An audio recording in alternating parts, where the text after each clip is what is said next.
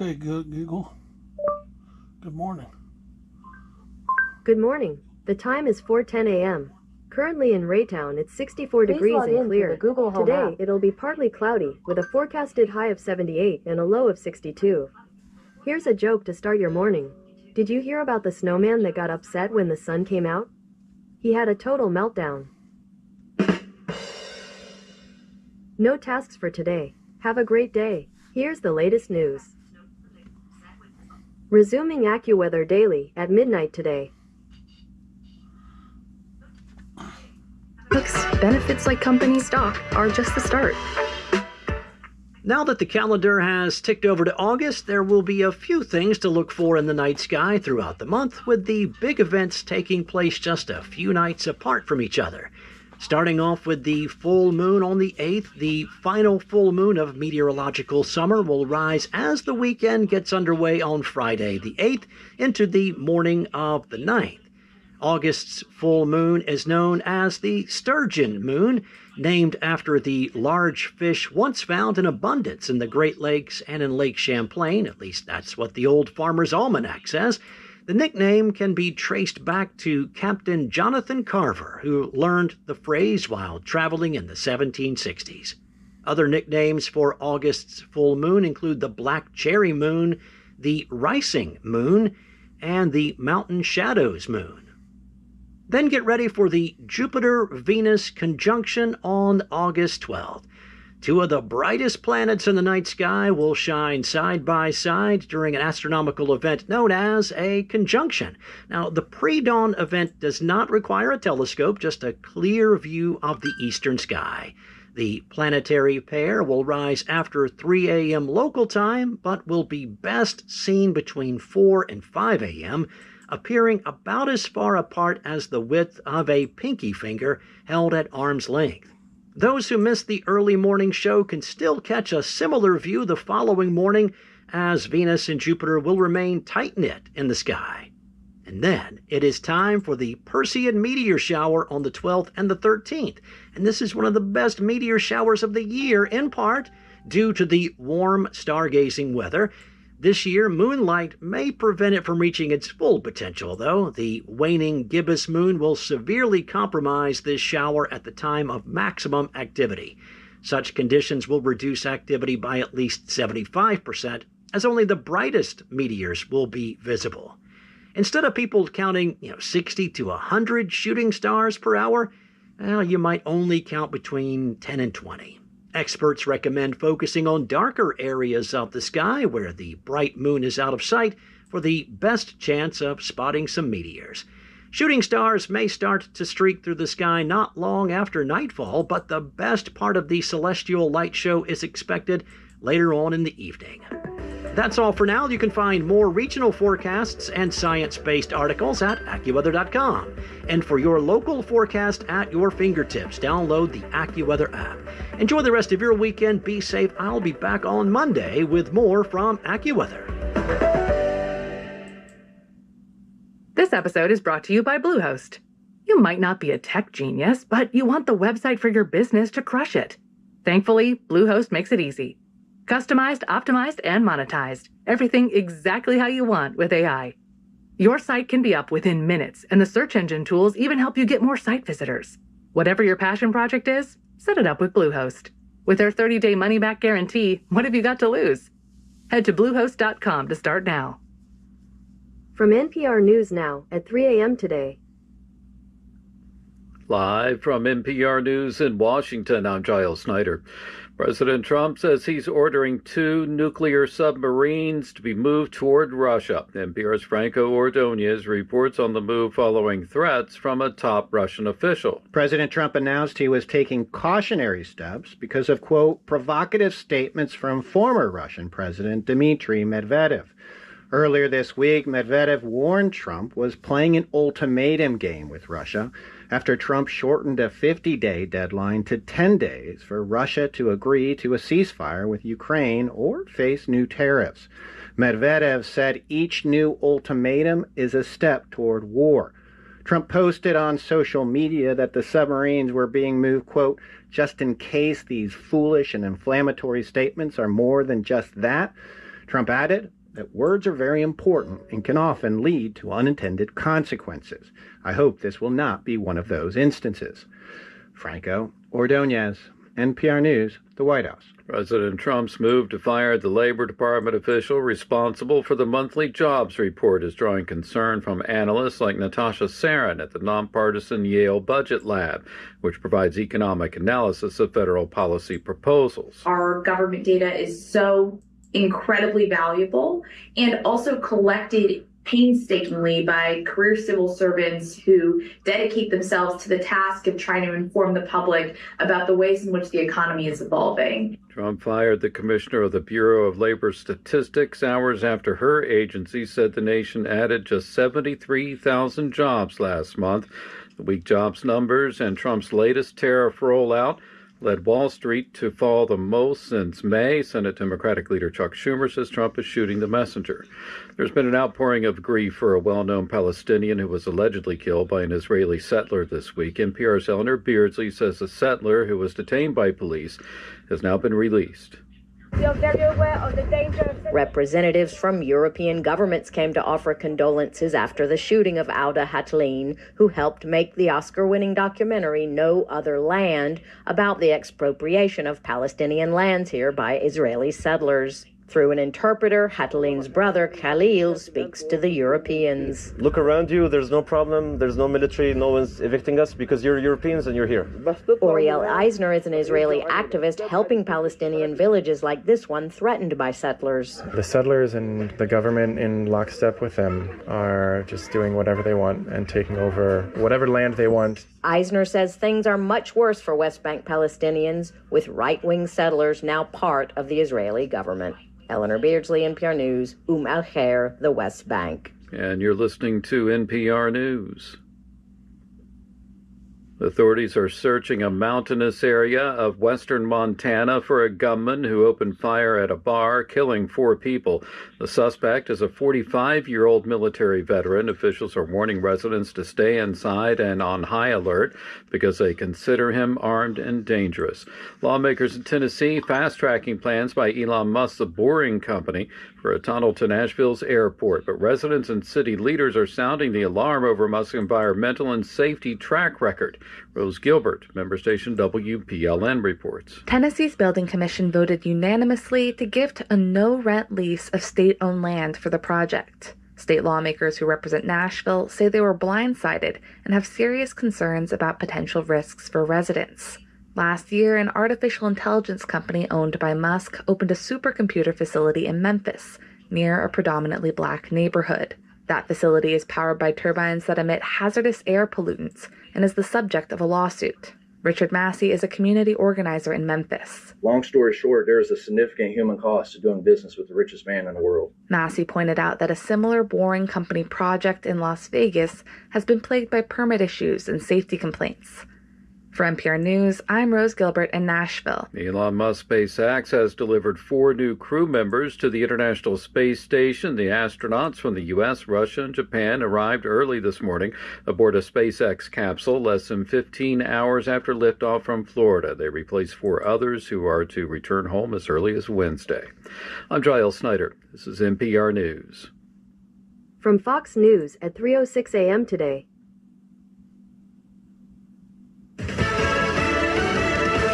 Another court setback for the Trump administration. I'm Carmen Roberts, Fox News. An appeals court declines to lift a temporary restraining order that bars ICE agents from making immigration-related arrests in the Los Angeles area without probable cause.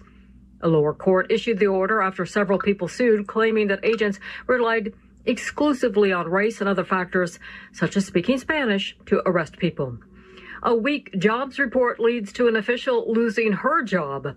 President Trump fired the chief of labor statistics, Erica McIntarfer, yesterday after data showed jobs growth slowed much more than expected in July, and the previous 2 months were revised sharply lower. Revisions are typical for the agency as more data becomes available. There is no evidence the ousted director, appointed by former President Biden, manipulated the figures.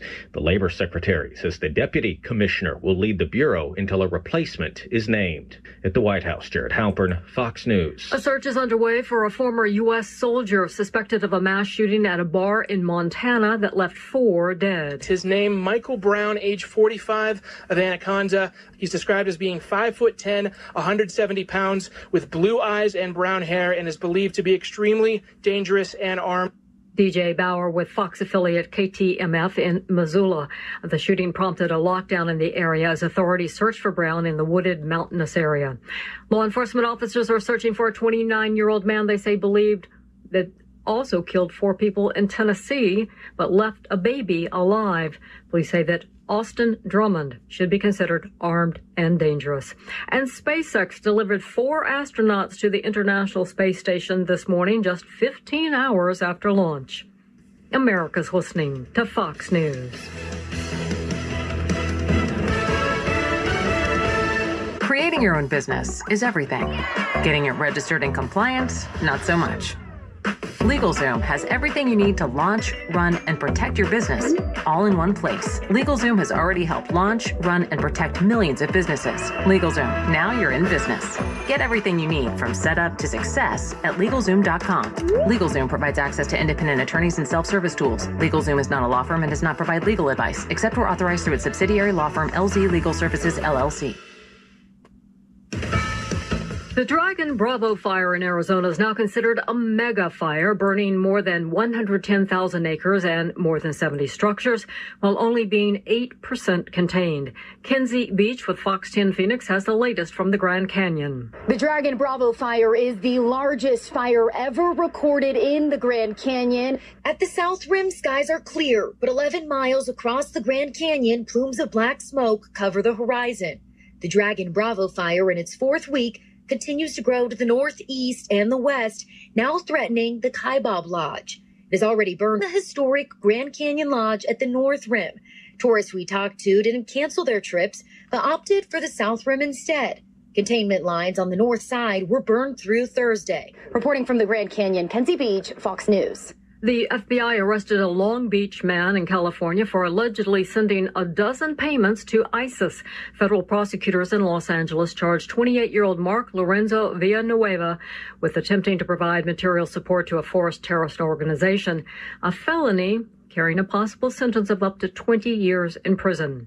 Congress is looking to ban lawmakers from trading stocks. Several bipartisan bills have been introduced by different members of Congress. A Senate committee advancing the Honest Act, which would ban House and Senate members from trading stocks starting in 2027. Some Republicans pushed back, saying it would target President Trump. But the bill's sponsor, GOP Senator Josh Hawley, says while the ban does extend to presidents and vice presidents, it wouldn't take effect until the next administration is in office. Both Hawley and Republicans opposed to the bill say they've had conversations with President Trump. In Washington, Ryan Schmelz, Fox News. And Hurricane Gil forms in the eastern Pacific, but's not expected to threaten land. I'm Carmen Roberts. This is Fox News.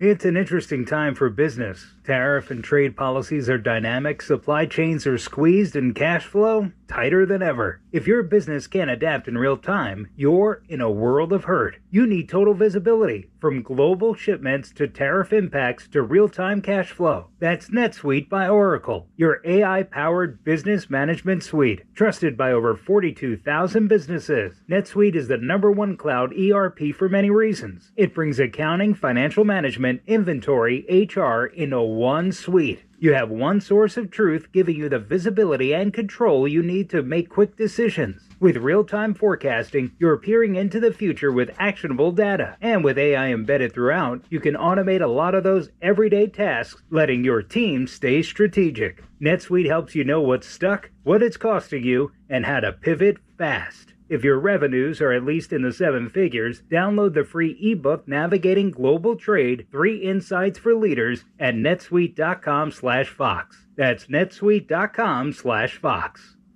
From NPR Technology at 4 a.m. yesterday. The Songs of Love Foundation has for decades created custom songs for kids with serious illnesses. Now this New York-based nonprofit is moving in a new direction. Let's listen to a song written specially for William, a dementia patient in New York. We will not be using the patient's last names so we can mention their medical conditions.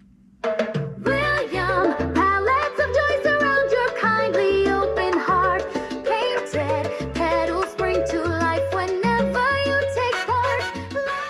Now that you've heard that song, we will disclose that it was created largely with artificial intelligence. NPR's Chloe Veltman has the story. The Songs of Love Foundation has produced more than 46,000 songs since it was founded in 1996. Some are featured on the group's YouTube channel, including this one, created in 2020 for a child named Logan.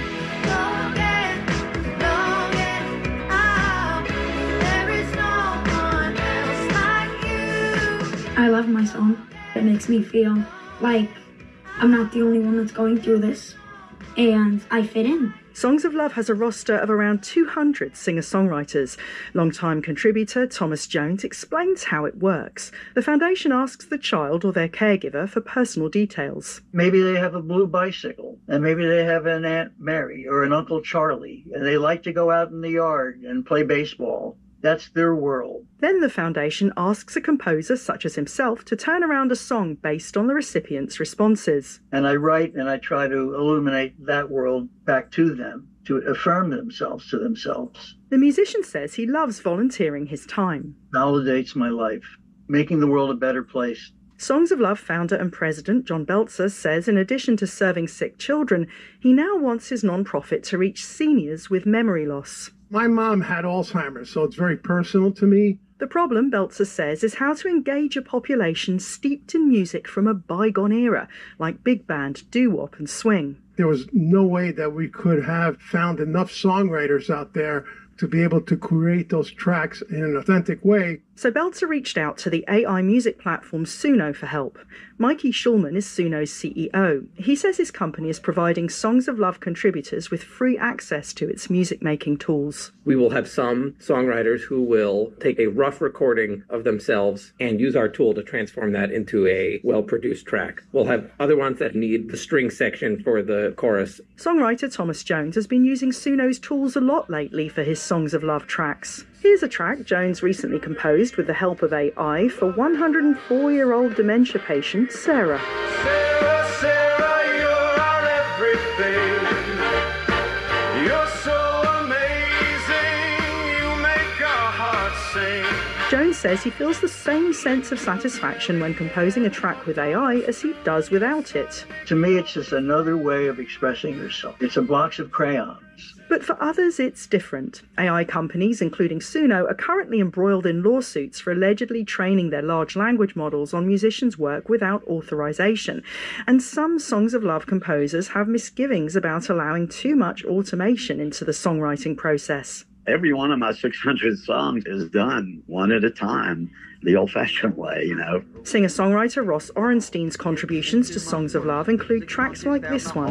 Eliana, Eliana, you're like a little firebug. Orenstein says AI can speed things up, but it has limitations. It sterilizes the process. You lose the human touch. Sangeeta Swami agrees. She's a music therapist on the faculty of the California Institute of Integral Studies. There is a relationship between the songwriter and the patient, energetically, and you might even say spiritually, trying to connect. She says when AI becomes a song's main creator, it's hard to maintain that connection.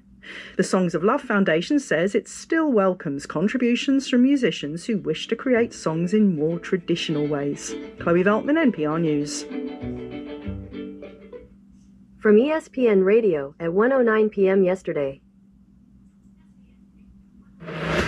ESPN Radio Sports Beat with Freddie Coleman. So Terry McLaurin, the outstanding wide receiver of the Washington Commanders, decided to be a hold-in and not a holdout, so he returned to camp earlier this week. Apparently on Thursday, he had enough of that because he does not believe the Washington Commanders value him the way he believes his value should be worth, and he decided to say, trade me since you do not want to pay me. Now, the Commanders have said they have no intention of trading Terry McLaurin. That does mean that they won't do it. But here's where we are involving this stalemate involving a valued member who was there through the bad times and now wants to be there with the good times, seemingly in the future. The Washington Commanders with their quarterback Jaden Daniels and the piece they've been able to acquire when it comes to free agency and the NFL draft. If you're doing this to Terry McLaurin, you're the Washington Commanders, what kind of message are you sending? Are you going to be a hard business corporation? Because that's what most NFL businesses and teams are. Or are you going to say, we need this guy, we're going to be a championship team? That's an answer we're looking for regarding this stalemate between the Commanders and the outstanding receiver, Terry McLaurin.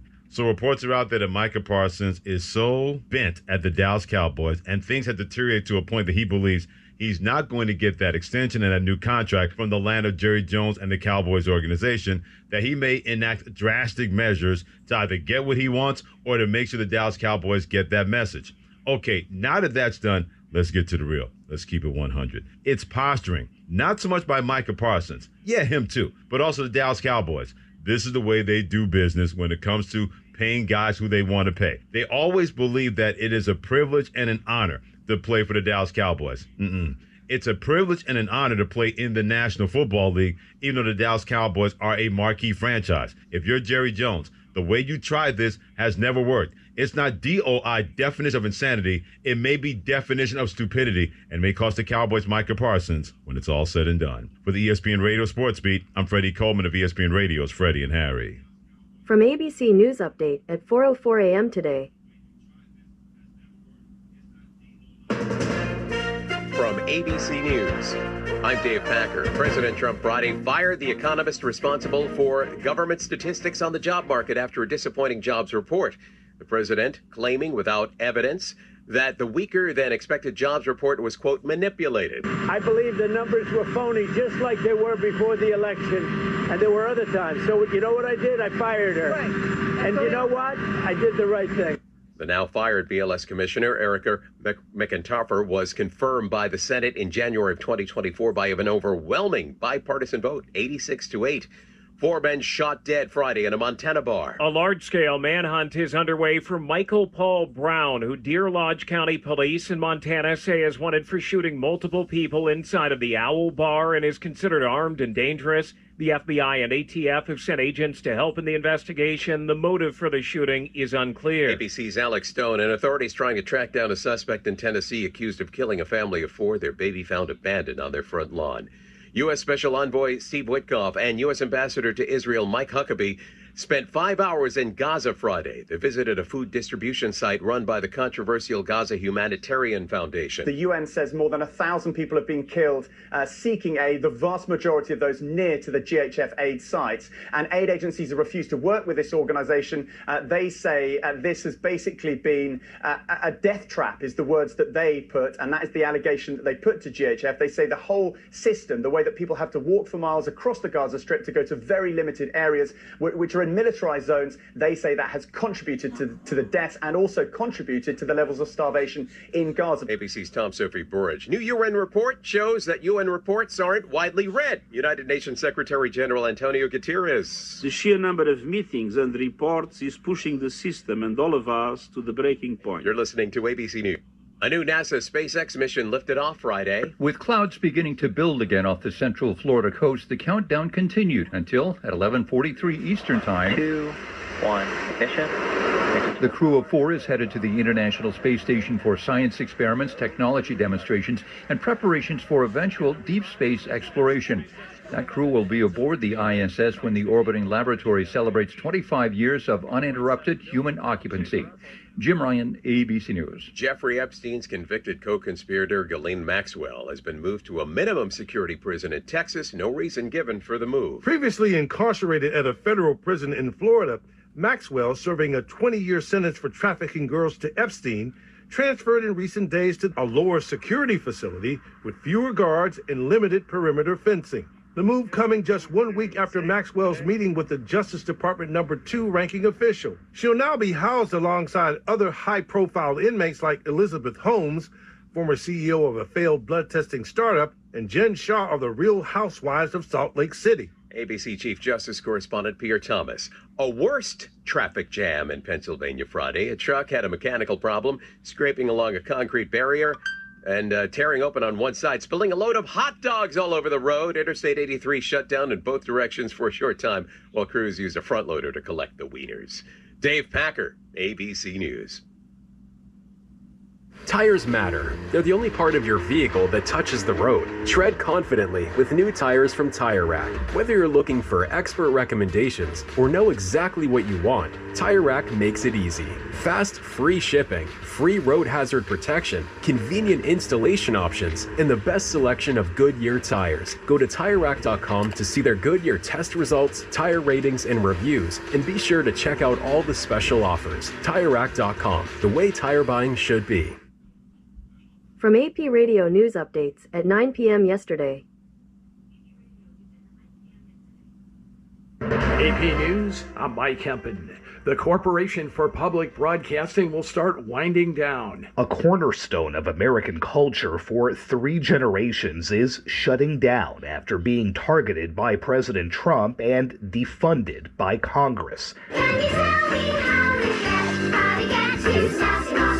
There were Bert, Ernie, and Big Bird. It's a beautiful day in this neighborhood. And Mr. Rogers and Daniel Tiger. The Corporation for Public Broadcasting has had deep ties to much of the nation's most familiar programming, from those shows to NPR's All Things Considered. Now, nearly 60 years after being signed into law, the CPB will start moving toward its own closure. That's expected to have a huge impact on America's cultural and journalistic landscape, since CPB helps fund both NPR and PBS with their public radio and TV stations in small communities nationwide. Sagar Meghani, Washington. President Trump has fired the head of the agency that compiles the closely watched monthly jobs report.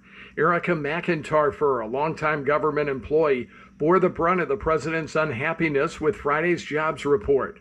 The report showed that just 73,000 jobs were added last month and that 258,000 fewer jobs were created in May and June than previously estimated. The stock market had its worst day Friday since May after the government reported a sharp slowdown in hiring and President Trump imposed sweeping tariffs on imports from a number of U.S. trading partners. The S&P fell 1.6%, its biggest decline since May 21st and its 4th straight loss. Mideast envoy Steve Witkoff and U.S. Ambassador to Israel Mike Huckabee toured a Gaza Humanitarian Foundation distribution site. This is AP News. The Friendly Confines are again set to host the Midsummer Classic. Rob Manfred made it official and announced Friday that the 2027 All-Star Game will be held at Wrigley Field. The announcement came Friday during a news conference at home plate with Chicago Cubs chairman Tom Ricketts, Governor J.B. Pritzker, and Mayor Brandon Johnson. Baseball's second oldest ballpark hasn't hosted an All-Star Game since 1990. Wrigley also hosted All-Star Games in 1947 and 1962. Manfred cited the amazing transformation of the ballpark and surrounding streets in the past decade. I'm Geffen Coolbaugh. And the NFL and ESPN are expected to announce an agreement next week under which most of the league's significant media holdings will go to the sports network. People familiar with the deal say the multi-billion-dollar agreement would give the NFL an equity stake in ESPN. I'm Mike Hempen, AP News. Starting a business can be overwhelming. You're juggling multiple roles: designer, marketer, logistics manager, all while bringing your vision to life. But for millions of businesses, Shopify is the ultimate partner. Shopify is the commerce platform behind millions of businesses around the world, and 10% of all e-commerce in the U.S. From household names like Mattel and Gymshark to brands just getting started. Build a stunning online store with Shopify's ready-to-use templates. Boost content with AI-powered product descriptions, page headlines, and enhanced photography. Marketing is easy with built-in tools for email and social media campaigns. Plus, Shopify simplifies everything from inventory to shipping and returns. If you're ready to sell, you're ready for Shopify. Turn your big business idea into with Shopify on your side. Sign up for your $1 per month trial today at shopify.com/try. Go to shopify.com/try. Shopify.com/try. There's a time and a place for filet of fish, but breakfast is for sausage biscuits. McDonald's breakfast comes first. Ba-da-ba-ba-ba.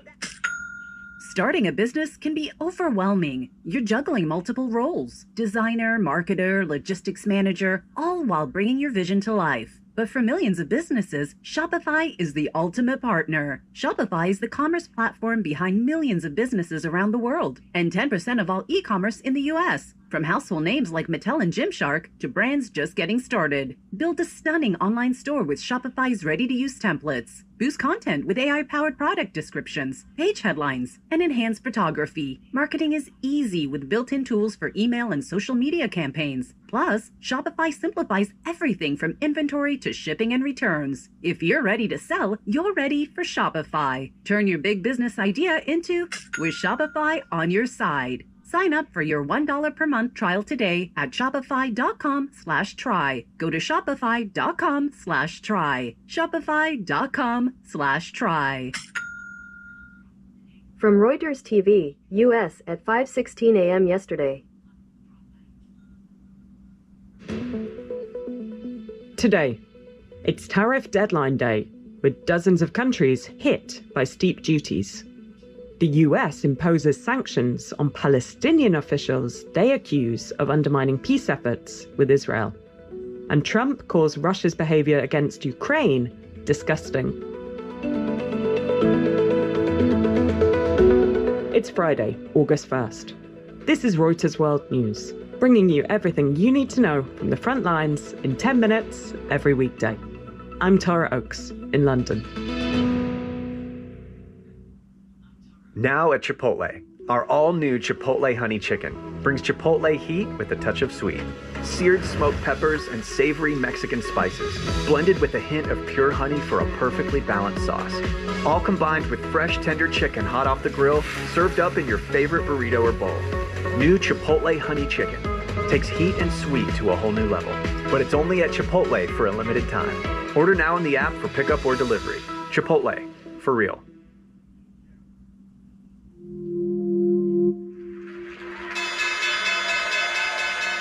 US President Donald Trump has signed an executive order slapping steep tariffs on exports from dozens of countries, including a 35% duty on many goods from Canada and 50% for Brazil. US research group, the Yale Budget Lab, estimates that consumers face an effective US tariff rate of over 17%, the highest since 1934. Mexico has had a reprieve for now, with a 90-day delay to allow for more negotiations. Here's President Claudia Sheinbaum. Pues logramos un buen acuerdo. Nos mantenemos como estamos. Here's our correspondent David Lauder with the latest. I think one of the most significant takeaways is that he is actually plowing ahead with these higher rates. There's been talk about it. There's been also, you've heard of the term taco. Trump always chickens out, which is kind of a market term for, well, he's not actually going to do the worst of it. So Trump is moving ahead here, and he's not afraid to punish those countries that he feels are not cooperating, and Canada being one of them. Thus far, this has not had a huge effect on prices. And the tariff collections don't actually start until a week from now. How is this going to affect countries that Trump hasn't made a deal with? One of the interesting aspects of this tariff order is that the collections of the duties don't actually start for another 7 days. So that actually gives Trump more time to negotiate deals with countries that maybe are close, but not quite there yet. India has been one of those. Taiwan is another trading partner that's been close to a trade deal, but not quite there yet. So it was on a call about this, officials denied that this was an actual delay, but it has the effect of sort of allowing more time for negotiations. US Special Envoy Steve Witkoff is in Israel, where the government is facing mounting international pressure over Gaza. France, the UK, and Canada are indicating they will recognize a Palestinian state if fighting in Gaza continues. Israel is criticizing the moves, saying the decisions reward Hamas. And in the wake of the announcements by their allies on Palestinian statehood, the US has imposed sanctions on Palestinian officials, accusing them of undermining peace efforts with Israel. To look at what impact the recognition announcements could have on the US, here's our foreign policy editor, Don Durfee. Now, these are all close allies, but we don't know if this was a coordinated effort. So there is a possibility that UK and Canada were waiting to see what kind of reaction France got from the United States. Was there a harsh retaliatory action? And then they decided to make their moves when it was just some criticism from the U.S., but nothing more than that. So how does this affect the U.S. and President Trump? Yeah, I think there's definitely an intention to put a little bit of pressure on him. I mean, first, the pressure is on Israel, but, also on the Trump administration. Trump had come out to say that he believes there's starvation happening in Gaza, right? Which is something that Prime Minister Benjamin Netanyahu of Israel has denied. When Trump had come out to say that seeing the images of starving children, this was clearly something that was happening. So it could be that the allies see an opening there, willingness of Trump to put a little bit more pressure on Israel. But I have to say it's really unclear what the U.S. is prepared to do here. After these announcements came out, Trump had said that doing this really would reward Hamas for its bad actions. Russia, I think it's disgusting what they're doing. I think it's disgusting. President Trump criticizing Russia's wave of missiles and drones on Kiev on Thursday, killing 16 people and wounding over 100 others. At one location, rescuers spent more than 3 hours reaching a man trapped in rubble. The man talked to the emergency services during the operation and was pulled out alive. Trump has given Russian President Vladimir Putin until August 8th to make a deal, or else, he says he'll respond with economic pressure. From the capital, we head to eastern Ukraine, where evacuations continue in the small town of Dobropilya. People boarding buses, carrying bags filled with what they can save. And for many, it's a difficult goodbye. As she sits on the bus, a woman named Lyubov says it's hard to tear herself away from her home, but that she has no choice. The front line of Russia's invasion is moving closer each week, and that's emptying this small town of 30,000 people. Aid worker Denise Naumov has been helping move people out of their homes and says the once quiet mining town is under constant threat. 18 months ago, Russian troops were over 50 kilometers away. Today, they're just 15 kilometers from the edge of town. Elsewhere in eastern Ukraine, Russia says it's captured the town of Chasiv Yar after nearly 16 months of fighting, opening the way for potential further advances.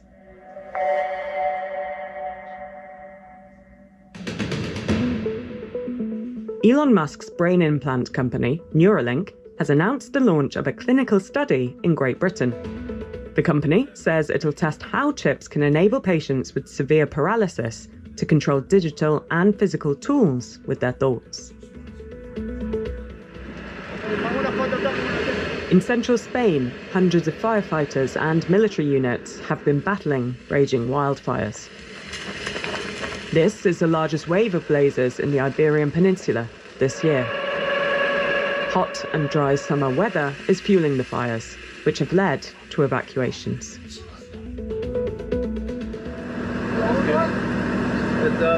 Police officers salute the casket of NYPD officer Diderul Islam in New York.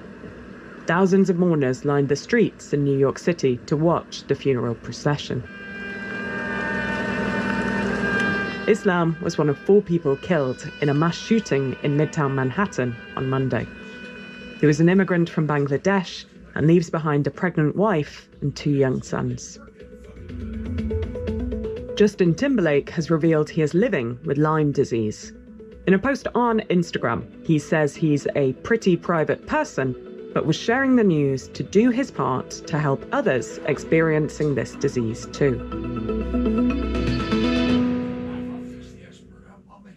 Amazon Pharmacy presents Painful Thoughts. 20 more minutes to kill in the pharmacy before my prescription is ready. Maybe I'll grab some deeply discounted out-of-season Halloween candy. I never had a chocolate pumpkin with raisins before. Those were raisins, right? Next time, use Amazon Pharmacy. We deliver. And no, those were not raisins. Amazon Pharmacy. Healthcare just got less painful.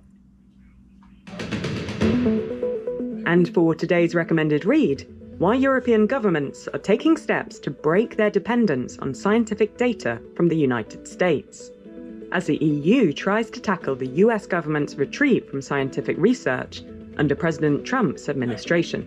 We'll put a link to that story in today's podcast description, and a recommended listen too. Big news from us. Reuters World News Daily Briefing will now be out 7 days a week. If you're listening on a smart speaker, just ask for the latest news from Reuters to hear us on Saturday and Sunday too. For more on any of the stories from today, check out Reuters.com or the Reuters app. Don't forget to follow us on your favourite podcast player, and we'll be back tomorrow with our daily headline show.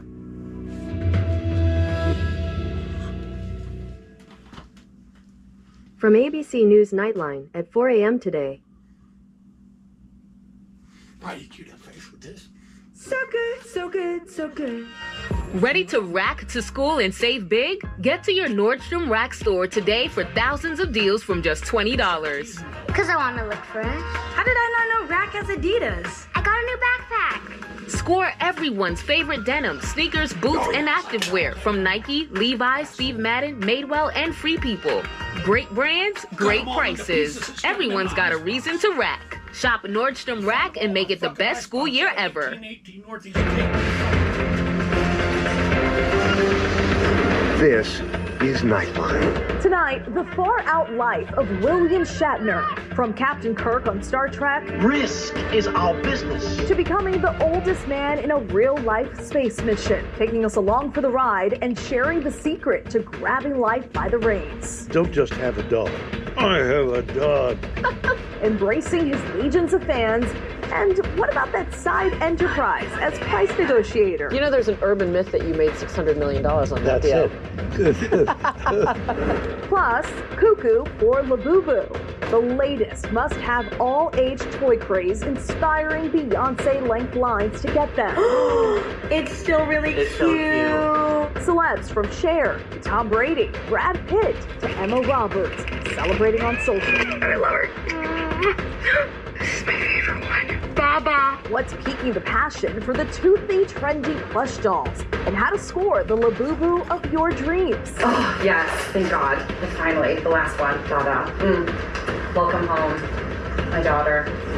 And just like that, a shocking farewell. The emotional post from Sarah Jessica Parker. Carrie Bradshaw has dominated my professional heartbeat for 27 years. Saying goodbye to her most iconic character as the show's fans react. And you're just gonna take it away from me? From ABC News headquarters in New York, this is Nightline. On top of building this fake volcano for months, I give my daughter Smarty Pants vitamins to support her brain health. So her science fair project sounds more like and less like. And while I may say it's not a competition, of course it's a f***ing competition. Choose Smarty Pants vitamins to support your kid's brain health and save the science fair. Shop on Amazon, smartypantsvitamins.com, or at Target today. Tires matter. They're the only part of your vehicle that touches the road. Tread confidently with new tires from Tire Rack. Whether you're looking for expert recommendations or know exactly what you want, Tire Rack makes it easy. Fast, free shipping, free road hazard protection, convenient installation options, and the best selection of Goodyear tires. Go to TireRack.com to see their Goodyear test results, tire ratings, and reviews, and be sure to check out all the special offers. TireRack.com, the way tire buying should be.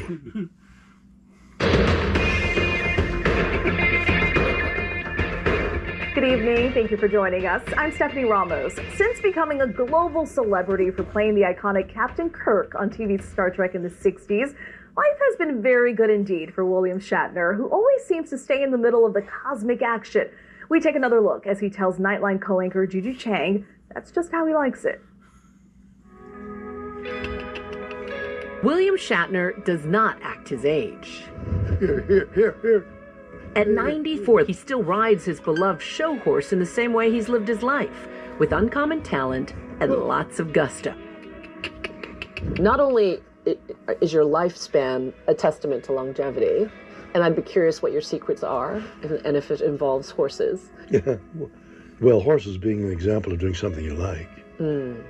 Is that the secret to longevity? I'm surrounded by things and people that I want to be with and want to do. You're in it. You're into it. Whatever you're doing. Well, I think so. I don't just have a dog. I have a dog, you know?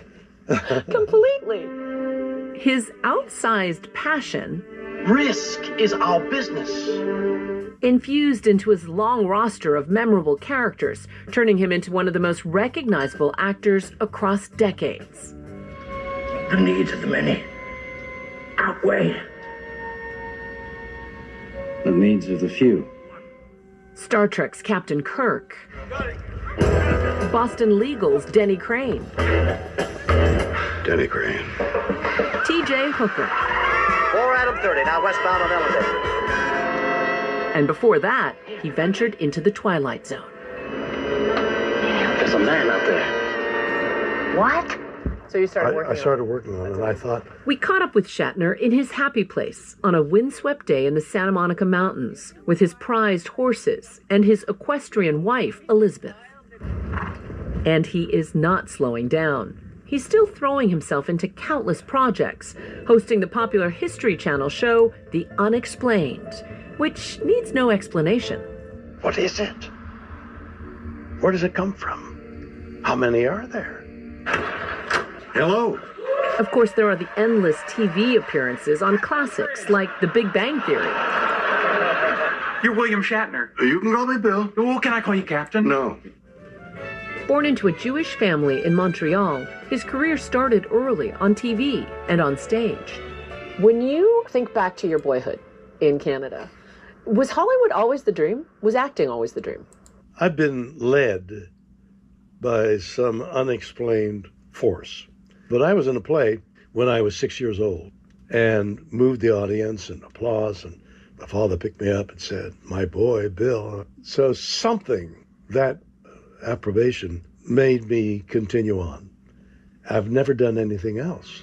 For many fans, it's his swashbuckling portrayal of James T. Kirk over 30 years, headstrong and charismatic, that helped launch an enduring franchise with movies and merchandise. But the original Star Trek show was canceled in 1969 after just 3 seasons. Well, I had just come off of the Shakespeare Company. You were a Shakespearean thespian. You're right, and so- now you're so- a starship captain. Right.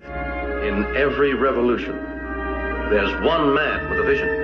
Except that there's an energy that stage actors need to have.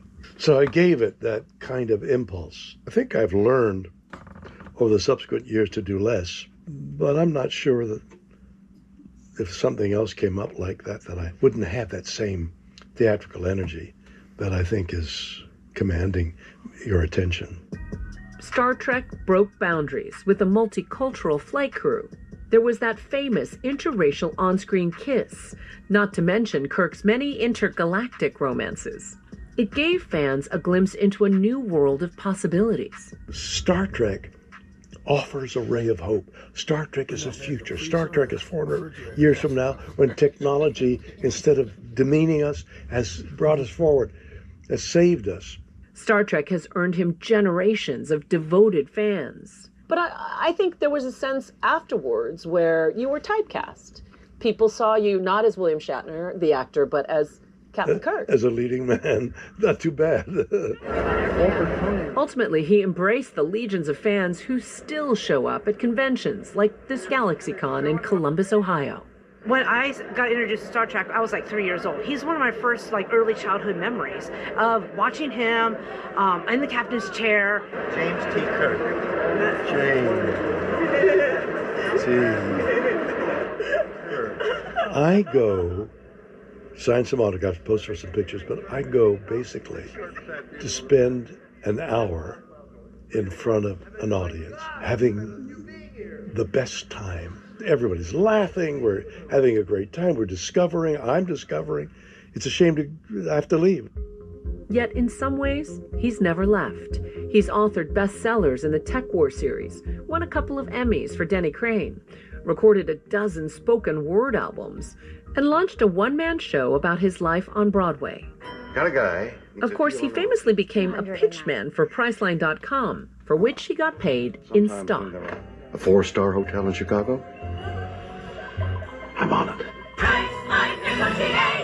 There's an urban myth that you made $600 million on that deal. That's it. I was supposed to make $600 million. It never happened. I think what I'll do... Shatner says it's not money that motivates him. It's that endless sense of adventure, highlighted in his fan-funded documentary, You Can Call Me Bill. I haven't changed the world. But what is a legacy are the good deeds. He did ultimately boldly go where not many have gone before, launching at the age of 90, the oldest man in outer space, literally, with Blue Origin. I am overwhelmed. I had no idea. A journey that he says profoundly changed his view of our precious planet. Seeing the world as many astronauts have, with this overview of how small it is, how precious it is. But imagine all the things that are going extinct that we don't know existed. How sad is that? And that's what I realized made me weep. After a 7-decade career, Shatner says he is grateful for his 3 children and 5 grandchildren, and for his life's work, still eager to explore the final frontier. Is there a thread that connects those dots? I don't see a connecting thread. What I see is anticipation of things to come. I don't want to die. You're just going to keep living and working. I hope. Perhaps you're immortal. I hope. We hope so too. What an incredible career. Our thanks to Juju. Up next, the wild world of Labubu. Why some collectors are spending big bucks for the prized plushes.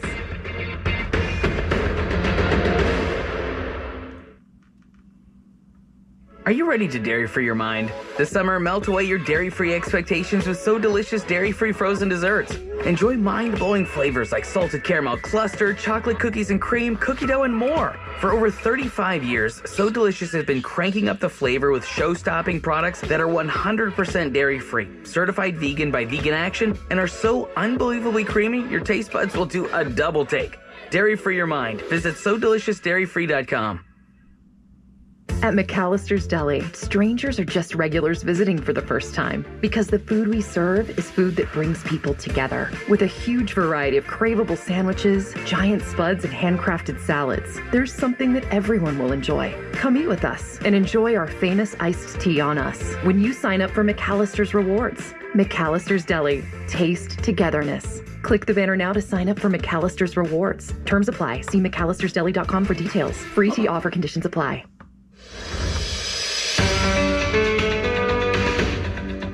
Welcome back. Labubus. You've heard of those little guys, right? Well, they have vaulted to the top of the must-have lists of TikTokers, influencers, and even celebrities. With legions of fans around the world, it is no wonder these toothy, plushy, strangely charismatic figures are having a Labubu summer. Here's Nightline's Ashin Singh with another look. No, these lines, they're not for Beyonce. They're for Labubu dolls. The hottest new toy is taking over the world. Desperate for Green Grape or Lychee Berry. Blowing up everywhere online. Peach, it's still really cute. So cute. This is freaking adorable. Celebrities showing theirs off on social media. From Bethany Frankel. I went from thinking this is the most stupid thing that I've ever seen to thinking it's the most brilliant thing I've ever seen. To actress Emma Roberts. I love her. Baba. The GOAT, Tom Brady and his daughter, and Brad Pitt, while promoting his new movie, F1.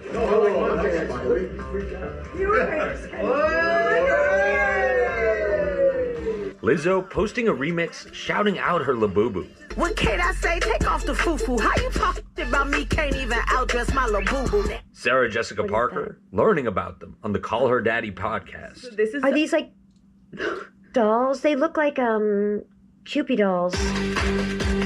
And Cher spotted with one hanging off her purse at the Tribeca Film Festival and nabbing the spotlight at the NBA playoffs on TNT. Put a damn bunny on your hip?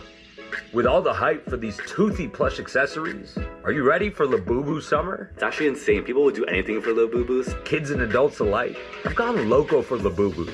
Manufactured in China, and now $1 billion plus industry worldwide. You only have a very small window to get it. And if you don't, then the only way to get it is through a collector that's going to give you 2, 3, 4 times the price. Superfans telling us they spent big bucks to grow incredible collections or to get the rarest ones. This whole thing is a bit of a gamble, right? That's the rush of it. That's why people love it so much, because it's a nice rush of dopamine, like you don't know you're gonna get anything. But why have these little dolls unlocked an obsession? And you were saying that if you were walking around in the streets of LA with one of these right now. Yes, I see people get jumped, car broken into. How long until the Labubu bubble bursts? How can you get your hands on the Labubu doll of your dreams? She's my ride or die, she's always with me. Kevin Yoon is a 23-year-old vlogger. He posts viral toy videos on YouTube, including his Labubu collection.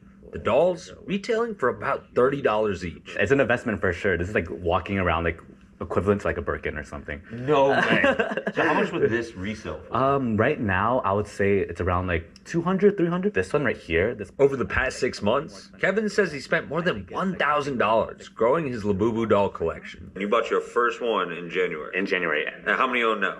I think I own like maybe 20. And my boyfriend owns like probably like 25. 32, yeah. So in 6 months, between the two of you guys have collected between 40 and 45 Labubus. Yeah. Look at them. I didn't realize how many Labubus I have, but this is all the plushies we have. I know, it looks kind of crazy. We got one through Restock, we got it online, we got it in person.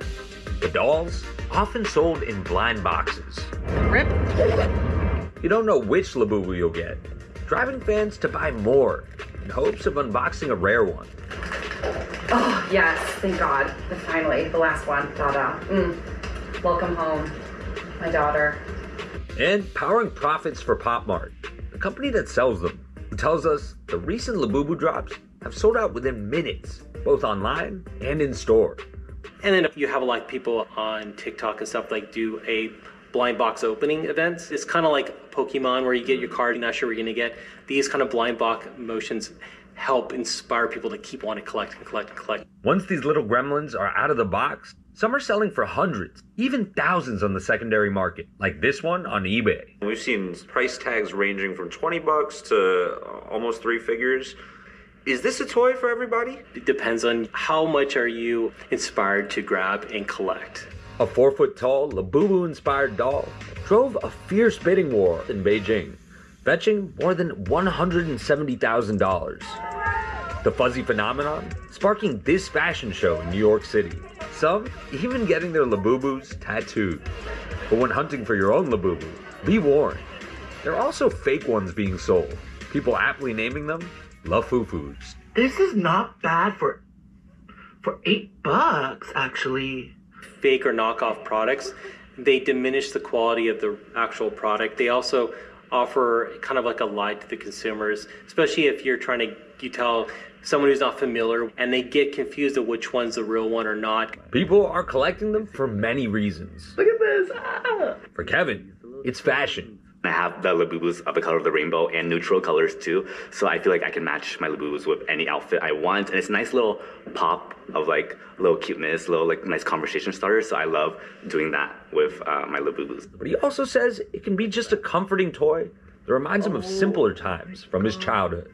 I had a really good childhood where toys was like a big part of my life. I always played toys and games, and it made me so happy and it was so carefree. Growing up, we connect to the world through toys. And then you go up, and then you the nostalgia connection to it. The rush for Labubus?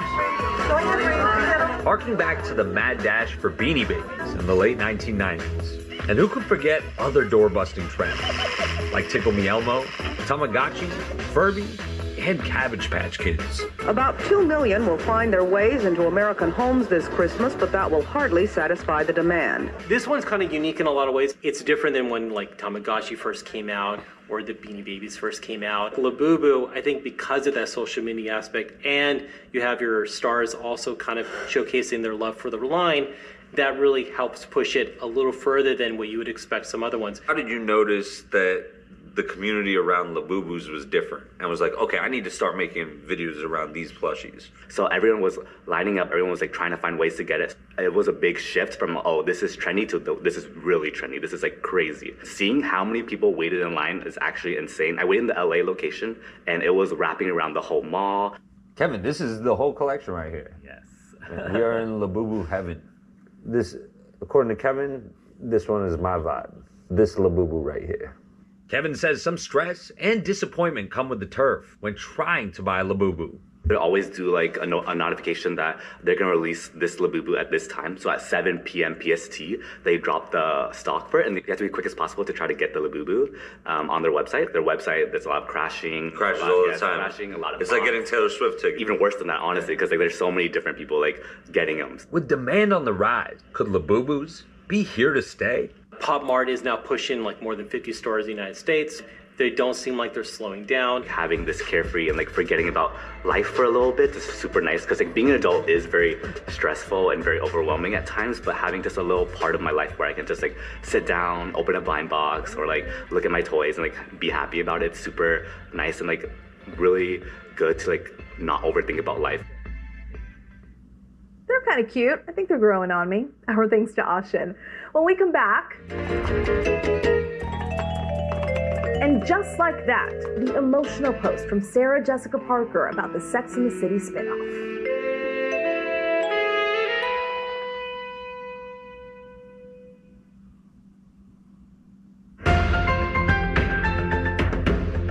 Finally tonight, the end of an era, just like that. Sarah Jessica Parker with an Instagram ode to her most famous character. Carrie Bradshaw has dominated my professional heartbeat for 27 years. And just like that, ending after its third season. He asked me to take off my heels. Yeah, he gets it. The Sex and the City spinoff, often controversial with viewers. SJP, as she's known, thanking fans and co-stars, past and present. Thank you all. I love you so. And that is Nightline. You can watch all of our full episodes on Hulu. We'll see you right back here at the same time Monday. Thanks for staying up with us. Good night, America. This episode is brought to you by Progressive Insurance. You chose to hit play on this podcast today. Smart choice. Make another smart choice with AutoQuote Explorer to compare rates from multiple car insurance companies all at once. Try it at Progressive.com. Progressive Casualty Insurance Company and Affiliates. Not available in all states or situations. Prices vary based on how you buy. From ABC World News tonight at 11 p.m. last Thursday.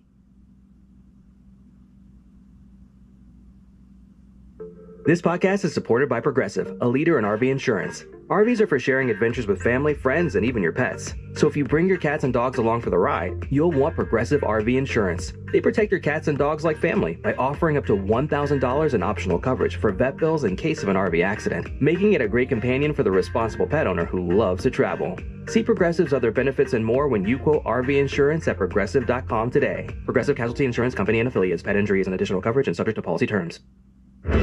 Tonight we have breaking news as we come on the air. Severe storms slamming New York City in the Northeast. The flooding emergencies playing out. Drivers rescued from their cars. The states of emergency at this hour, and tonight the images coming in here. Up to 3 inches per hour from Washington, D.C. to Philadelphia to New York. Major highways in the New York City area flooded. Water rescues underway. More than 1,500 flights canceled. More storms coming tonight. Lee Goldberg is here. Also tonight, severe turbulence rocking a Delta passenger jet. Passengers and food carts hitting the cabin ceiling. 25 passengers and crew rushed to the hospital. Tonight, the shocking arrest. You'll see the pictures just in here. A mother and father killed on a hiking trail. Their 2 young daughters right there. Tonight, a 28-year-old teacher is now under arrest at what we've just learned.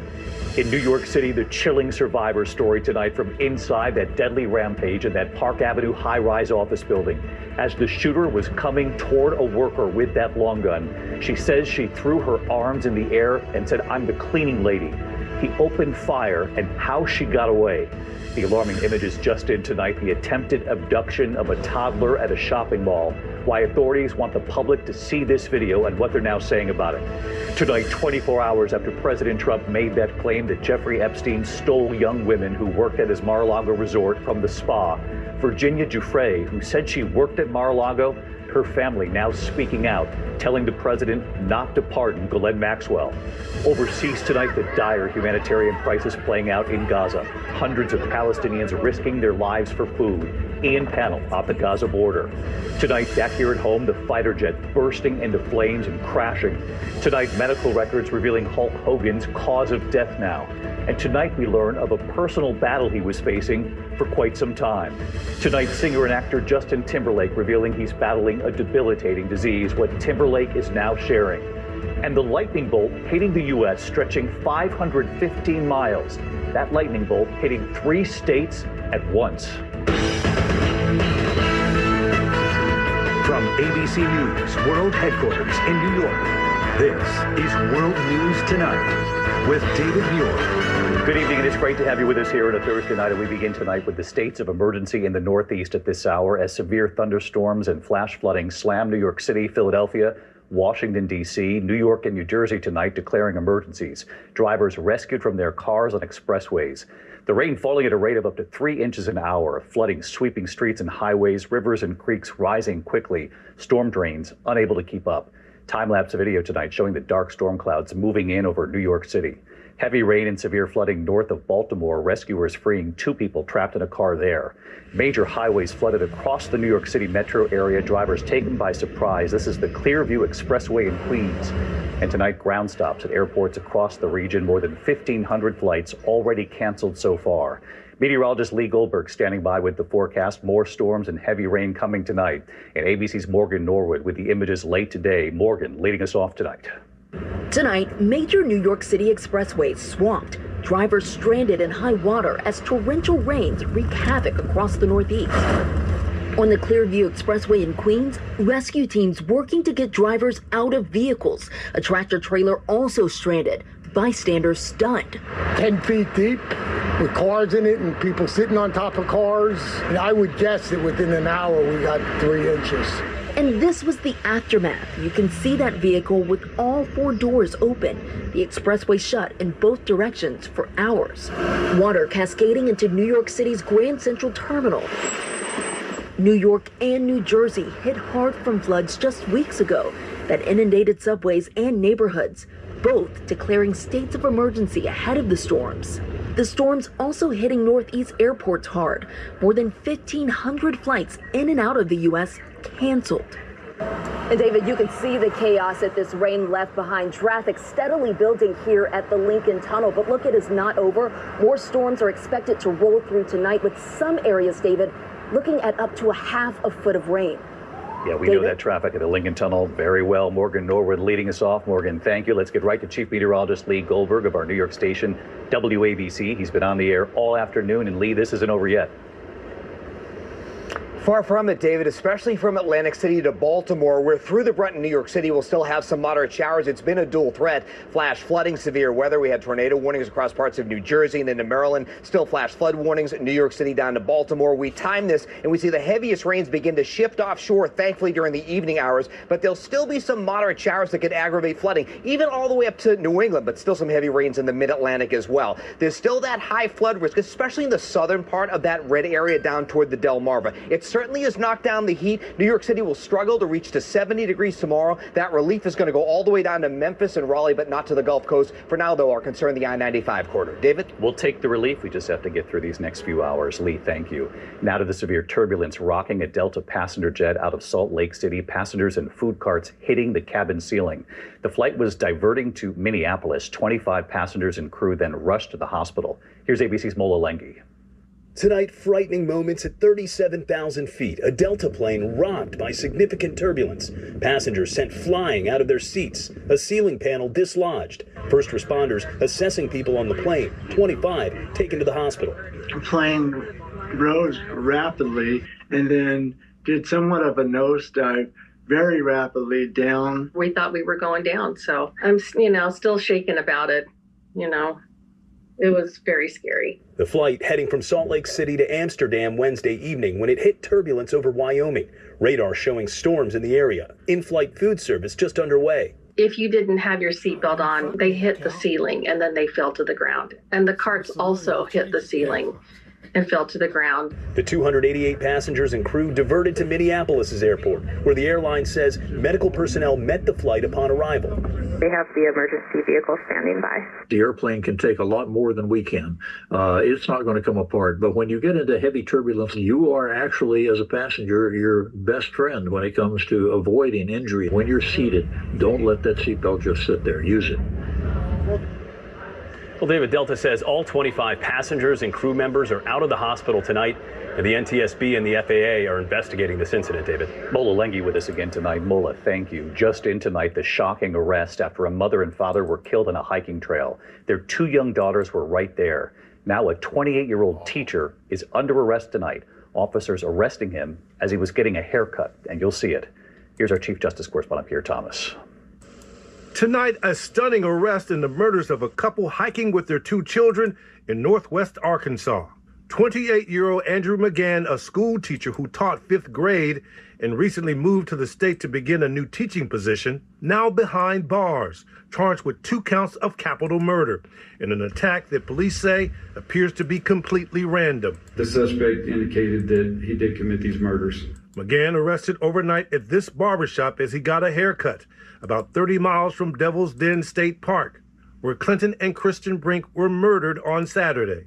And tonight, those heartbreaking new details about how the couple fought to protect their 7 and 9-year-old daughters, as police say McGann started to stab them repeatedly with a knife. According to police, the girl's father was attacked first, his wife rushing the children to safety before returning to help her husband. They absolutely protected those girls to their fullest extent, to the point that it cost them their lives. We're in awe of this mom and dad. Police say the children later provided a description of the suspect and that the killer was injured at the scene, leaving behind blood and DNA that was a match to McGann. DNA that was recovered at the initial crime scene matched his DNA. There's no known connection between McGann and the Brinks, officials say, but they suspect the murders were premeditated because the killer had covered his license plate with duct tape to hide his identity.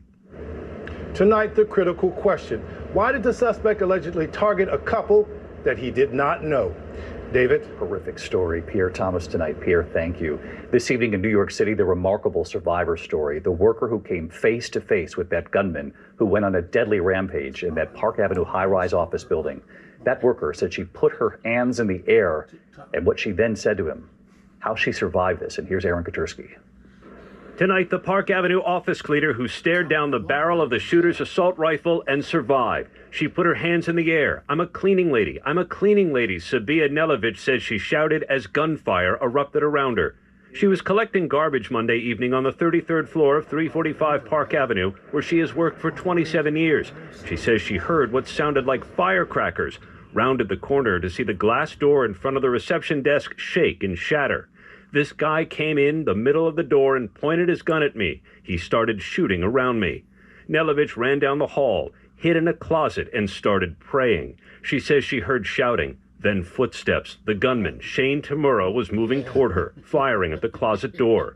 Then that worker says she thought of Julia Hyman, the young woman working late, still at her desk. I thought, God help her. Julia Hyman's funeral was yesterday. Wesley LePatner's was today. My mom was like my rock, so I would talk to her, and I couldn't talk to anyone else. And nothing else would make it better. And so was the funeral for Officer Didarul Islam, his pregnant wife, 2 sons, and other family members following behind his flag-draped casket in the Bronx, where he lived and served. Each day since the shooting, David, that office cleaner says she's only been getting more stressed, more shaken. She was never scared at work. Now she says she does not want to go back. David? Well, that is entirely understandable. Aaron, thank you. Now to the Jeffrey Epstein case, 24 hours after President Trump made that claim that Jeffrey Epstein, quote, stole young women who worked at his Mar-a-Lago resort from Trump's spa. Virginia Giuffre's family responding. Giuffre had said she worked at Mar-a-Lago in the spa, and her family now telling the president not to pardon Ghislaine Maxwell. Here's Rachel Scott. 24 hours after President Trump's remarkable new claim that Jeffrey Epstein stole young women who worked at his Mar-a-Lago resort, an anguished response from the family of one of those women, Virginia Giuffre. Giuffre claimed she was approached at Mar-a-Lago in 2000 by Epstein's companion, Ghislaine Maxwell, who then sex trafficked her to Epstein. I was recruited at a very young age from Mar-a-Lago and entrapped in a world that I didn't understand. This week, Trump said Giuffre was one of several employees Epstein stole from him. I think she worked at the spa. I think so. I think that was one of the people. Yeah. He stole her. And by the way, she had no complaints about us, as you know. None whatsoever. Giuffre's family calling it shocking to hear Trump say that he was aware that Virginia had been stolen from Mar-a-Lago. It makes us ask if he was aware of Jeffrey Epstein and Ghislaine Maxwell's criminal actions. They also pointed to what Trump told New York Magazine in 2002, 2 years after Giuffre was allegedly trafficked to Epstein. Trump praising Epstein, telling the magazine, "It is even said that he likes beautiful women as much as I do, and many of them are on the younger side." Today, I asked the president. You said that Jeffrey Epstein stole people from Mar-a-Lago. At the time, did you know why he was taking those young women, including Virginia, who was just 16 at the time? I would figure it was ABC fake news that would ask that question, one of the worst. But no, I don't know really why. But I said, if he's taking anybody from Mar-a-Lago, he's hiring or whatever he's doing. I didn't like it, and we threw him out. Giuffre died by suicide earlier this year, and Maxwell has always denied her accusations, calling her, quote, a fabulist. Maxwell is now serving 20 years behind bars for sex trafficking. Last week, she spent 9 hours meeting with Deputy Attorney General Todd Blanche, who was President Trump's personal lawyer. The president has not ruled out pardoning her. Well, I'm allowed to give her a pardon, but nobody's approached me with it. But tonight, the family of Virginia Giuffre calling Maxwell a monster and a predator who destroyed the lives of girls and young women without conscience, saying she deserves to rot in prison for the rest of her life. And David, it was just 1 week ago that Maxwell sat down with Deputy Attorney General Todd Blanche. The administration still has not released any details on what was said. David. Rachel Scott at the White House for us. Rachel, thank you. Overseas tonight, the dire humanitarian crisis in Gaza. Hundreds of Palestinians risking their lives for food now, and why mountains of aid are just sitting there, unable to be given out. Here's our chief foreign correspondent, Ian Pannell, inside Gaza tonight. Tonight, we go inside Gaza with the IDF to see the aid piling up as Palestinians starve and children go hungry. This is the moment that we cross from Israel into Gaza. We were taken to a massive aid depot. Israel saying there's enough food here to feed all of Gaza for more than a week, but much of it going nowhere. There are mountains and mountains of aid here waiting to be delivered to the desperate people inside Gaza. Literally just a few hundred yards down that road. Here we have sacks of fortified flour to make bread that people desperately need. Why isn't the aid being held there by Israel getting into the mouths of the hungry? Once it's in the Gazan side, it's up to the international community to pick it up and distribute it, and we haven't seen that happen in a fast enough pace. But the UN rejecting this, blaming Israel, saying they can't deliver the aid safely, and this is what they're up against. Hundreds of Palestinians desperate for food, met by gunfire. It's kids, it's children. Bullets hitting the ground just feet away. UN aid workers saying Israeli troops open fire. Don't do this. Undeterred, the crowd suddenly rushing the convoy, grabbing food before it can be safely distributed. Israel reviewing the incident, saying it only fires warning shots when faced with a threat. David, Steve Witkoff, the special envoy, going to Gaza tomorrow to try to get more food in. President Trump calling the situation terrible. He wants Hamas to surrender, but tonight the group's saying it won't lay down its arms. David. Ian Pannell from the region again tonight for us. Ian, thank you. Meantime, back here in the U.S. and Texas tonight, authorities facing tough questions from state lawmakers about the response to the 4th of July storms that, of course, brought that deadly flooding, taking at least 135 lives, including so many of those girls at Camp Mystic. The county's emergency management coordinator, William Thomas, acknowledging he was sick and asleep as floodwaters were sweeping the region. I stayed in bed throughout July the 3rd, and I was awakened around 5:30 a.m. on July the 4th by my wife, following a call from the City of Kerrville EMC, Jeremy Hughes, requesting that I mobilize. Yeah, pull it up there. Committee members frustrated, saying a number of top officials were unreachable during those crucial early morning hours when so many were in need and fighting for their lives. When we come back here tonight, medical records now revealing Hulk Hogan's cause of death. And tonight we now learn of Hogan's personal battle for quite some time. Also ahead here, the American fighter jet bursting into flames and crashing. And the alarming images tonight, the attempted abduction of a toddler at a shopping mall. Why authorities want the public to see this and what they're now saying about it in a moment here. This podcast is brought to you by Wise, the app for international people using money around the globe. With Wise, you can send, spend, and receive up to 40 currencies with only a few simple taps. And save up to 55% compared to major banks. Whether you're buying souvenirs with pesos in Puerto Vallarta or sending euros to a loved one in Paris, you know you're getting a fair exchange rate with no extra markups. That's what makes Wise the fast, affordable way to use your money around the globe. Wise offers 24/7 live support and runs over 7 million daily checks to catch and prevent fraud. So you know your money is where it's supposed to be. Be smart. Join the 15 million customers who choose Wise. Download the Wise app today or visit wise.com. Learn more by visiting wise.com/US/compare. Terms and conditions apply. This episode is brought to you by Progressive Insurance. It's Brad Milkey, host of ABC's daily news podcast, Start Here. Do you ever find yourself playing the budgeting game? Well, with the Name Your Price tool from Progressive, you can find options that fit your budget and potentially lower your bills. Try it at Progressive.com. Progressive Casualty Insurance Company and affiliates. Price and coverage match limited by state law. Not available in all states. Tonight, police say alarming surveillance shows the attempted abduction of a toddler at the Fair Oaks shopping mall in Fairfax County, Virginia. Authorities say the girl had wandered away from her father at the children's play area, a man picking her up right there, walking away. The girl's mother and father chasing him. He let the daughter go. Authorities say they hope the video raises awareness of the dangers when children wander. That suspect is under arrest. Tonight, the U.S. Navy investigating the fiery crash of an F-35 fighter jet in Central California, the jet bursting into flames. Going down at Naval Air Station Lemoore, the pilot did safely eject.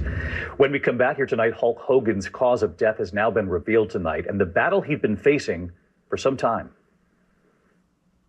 Running a business comes with a lot of what-ifs, but luckily there's a simple answer to them.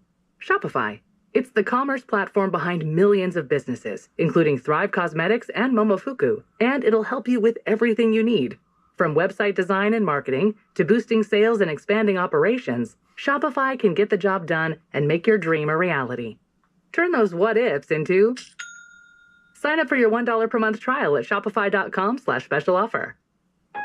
Change is always happening, but no matter what changes in 5 years, there's one thing that will stay the same: the price of your internet. With the Xfinity 5-year price guarantee, you get 5 years of the most reliable Wi-Fi, with our best equipment included, for a price that stays exactly the same. Restrictions apply. New residential customers only. Taxes and fees extra and subject to change. Most reliable Wi-Fi based on OpenSignal Awards USA. Fixed Broadband Experience Report, August 2024. To the index tonight, we've learned this evening Hulk Hogan died of a heart attack. Medical records also from Pinellas County revealing that he had quietly been battling leukemia for some time. Tonight, Justin Timberlake revealing he's battling Lyme disease. He said he's been dealing with massive nerve pain. He calls the illness relentlessly debilitating. He shared his condition following his latest tour. Tonight, the longest lightning bolt ever on record. Scientists have now confirmed a single lightning bolt stretching 515 miles across 3 states, Texas to Missouri. It was back in 2017, now confirmed. The mega flash covered the distance in a little more than just 7 seconds. When we come back here tonight, the grandmother boarding her flight, and suddenly the entire plane was cheering. This is quite something. Buenos dias! Café Bustelo espresso-styled iced coffee is hitting refrigerators with a cold front that'll sweep through your senses. So keep the coffee pours long and the cold sip slow. Café Bustelo está aquí. This episode is brought to you by Progressive Insurance. It's Brad Milkey, host of ABC's daily news podcast, Start Here. Do you ever find yourself playing the budgeting game? Well, with the Name Your Price tool from Progressive, you can find options that fit your budget and potentially lower your bills. Try it at Progressive.com. Progressive Casualty Insurance Company and affiliates. Price and coverage match limited by state law. Not available in all states. Finally tonight here, one grandmother surprise. Tonight here, a flight like no other. Good afternoon, everyone. American Airlines Flight 4383 about to depart from Memphis to Chicago. The pilot on the intercom. My name is Justin, and I will be your captain on today's flight. Suddenly, one passenger recognizing that pilot's voice. May I get up? Yes, ma'am. Go right ahead. The woman asking, "May I get up?" It turns out she is the pilot's grandmother, and she raised him. My grandparents raised me. I grew up here in the Memphis area. They've supported me. They've done everything they could to help me to get to where I am today. That grandmother, Carolyn, walking up the aisle, hugging her grandson, the other passengers cheering. This is the first time she had ever been on his flight. Unfortunately, my grandpa passed away earlier this year, so he never got the opportunity to fly with me. But this amazing crew that I'm flying with here today was able to help me pull it off to where my grandmother got the opportunity to fly to Chicago with me today, and I will be the captain. Grandma Carolyn wiping away tears. It turns out when Justin found out she was coming to visit him, that she was stopping for a layover in Chicago, he asked if he could swap assignments to make sure he was the pilot for her connecting flight. I love you too. And right here tonight. Hey, David, good evening. That pilot, Justin, honoring his grandparents, Carolyn and Freddie, grateful for what they did for him. I'm really blessed to have grandparents as awesome as my grandparents were. My grandma, I've been showing her the videos and the comments and things like that, and she says it's just amazing how kind people are. We hope you guys have a great rest of your day. It's why we love America Strong. Good night. This episode is brought to you by Progressive Insurance. It's Brad Milkey, host of ABC's daily news podcast, Start Here. Do you ever find yourself playing the budgeting game? Well, with the Name Your Price tool from Progressive, you can find options that fit your budget and potentially lower your bills. Try it at Progressive.com. Progressive Casualty Insurance Company and affiliates. Price and coverage match limited by state law. Not available in all states. From New York Times, The Daily, at 4:52 a.m. yesterday. Brought to you by the Capital One Savor Card. With Savor, you earn unlimited 3% cash back on dining, entertainment, and at grocery stores. That's unlimited cash back on ordering takeout from home, or unlimited cash back on tickets to concerts and games. So grab a bite, grab a seat, and earn unlimited 3% cash back with the Savor Card. Capital One. What's in your wallet? Terms apply. See CapitalOne.com for details. From the New York Times, I'm Rachel Abrams, and this is The Daily. According to UNICEF, more than 320,000 children, the entire population under age 5 in Gaza, are at risk of acute malnutrition. The teen is 3 months old, a child of a Gaza that's starving. She now weighs less than when she was born. As the images of starving Palestinian children continue to come out of Gaza, and Times reporting and aid groups have confirmed a rising number of deaths from malnutrition, there's been a new round of international outrage, including from Israel's own allies. 28 nations, including the UK, France, and Japan, issued a joint statement denouncing the Israeli government's, quote, drip feeding of aid. We see starving babies, children too weak to stand, images that will stay with us for a lifetime. The suffering must end. Today, Israel insists that there are no restrictions on aid deliveries and says there is no starvation. I speak with an Israeli journalist about whether any of that outcry is resonating with Israeli society.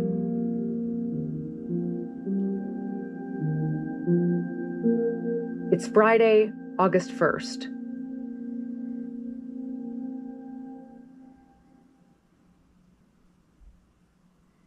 Can you start by saying your name for us? Sure. So my name is Emmanuel Elbas Phelps. I'm a journalist. I'm actually independent. I write for... On Tuesday, I called Emmanuel Elbas Phelps, a French-Israeli independent journalist who works for various outlets as a correspondent in Israel. Yes, and I do sit as a contributor every Saturday evening on a news talk show on Channel 13 in Israel. A couple weeks ago, while Emmanuel was doing her regular appearance on one of the mainstream channels in Israel, she said something you don't normally hear on Israeli television, and a clip of it was shared widely on social media. So this talk show is a news talk show every Saturday evening on Israeli television.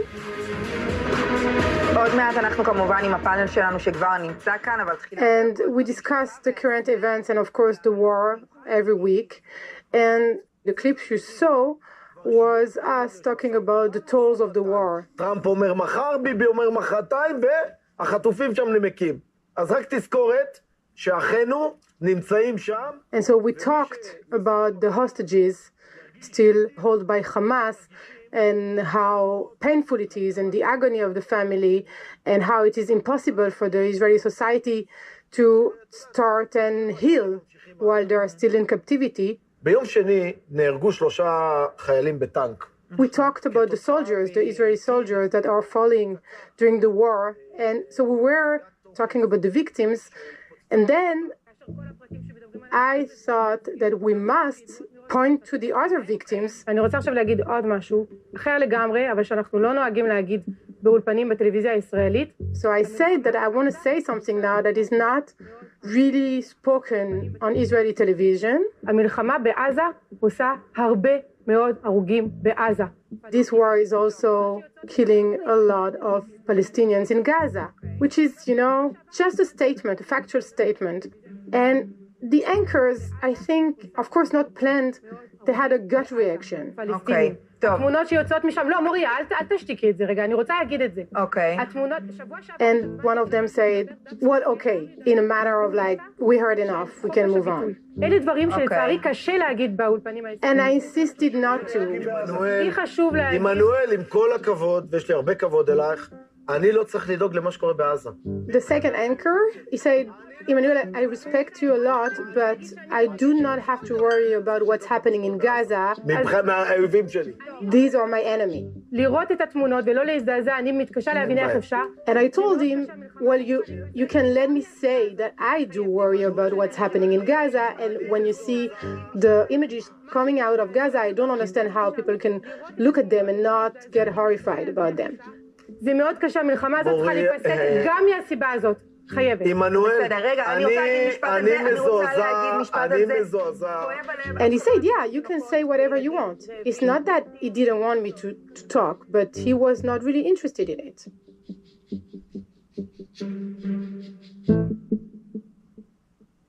And I have to say, it's representative of a part of the Israeli population. A pretty important part of the population here in Israel is not ready to hear about the suffering of the civilians in Gaza. How do you explain that reaction, not just from this anchor, but from the people that you think he is representative of within Israel? So I think something that is pretty hard to grasp, I think, outside of Israel is how much 7th of October is still alive in Israel. How the population is not living a post-traumatic event, but a traumatic event still. Hostages are still over there. The pain of this day is huge. I was in Niroz a week ago. That was the kibbutz that suffered some of the most casualties on October 7th. Yes.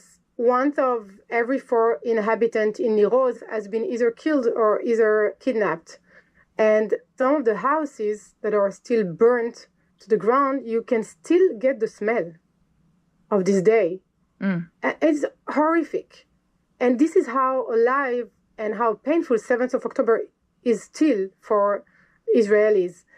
And so it is so much to grasp and so much to live with that a majority of the Israelis, I think, do not have room in their heart for compassion for the population in Gaza, which is the place where the attack of Hamas, the terrorist group, came from. But we, as the Israeli media, we are part of the reason that Israelis are not able to look at the other side. What do you mean by that? So, first you have to understand that you have seen pictures coming out from Gaza for almost 2 years. Israelis almost didn't see pictures of daily life in Gaza, people living in tents, looking for water and for flour on the ground, and really hardship of every day under the war. And of course, horrific pictures of people being killed. Most of the Israelis do not see that because the Israeli media has been failing its job by not showing what's happening in Gaza. You almost have no stories, human stories, on Israeli TV. And of course, there are some media that are showing and are talking about it.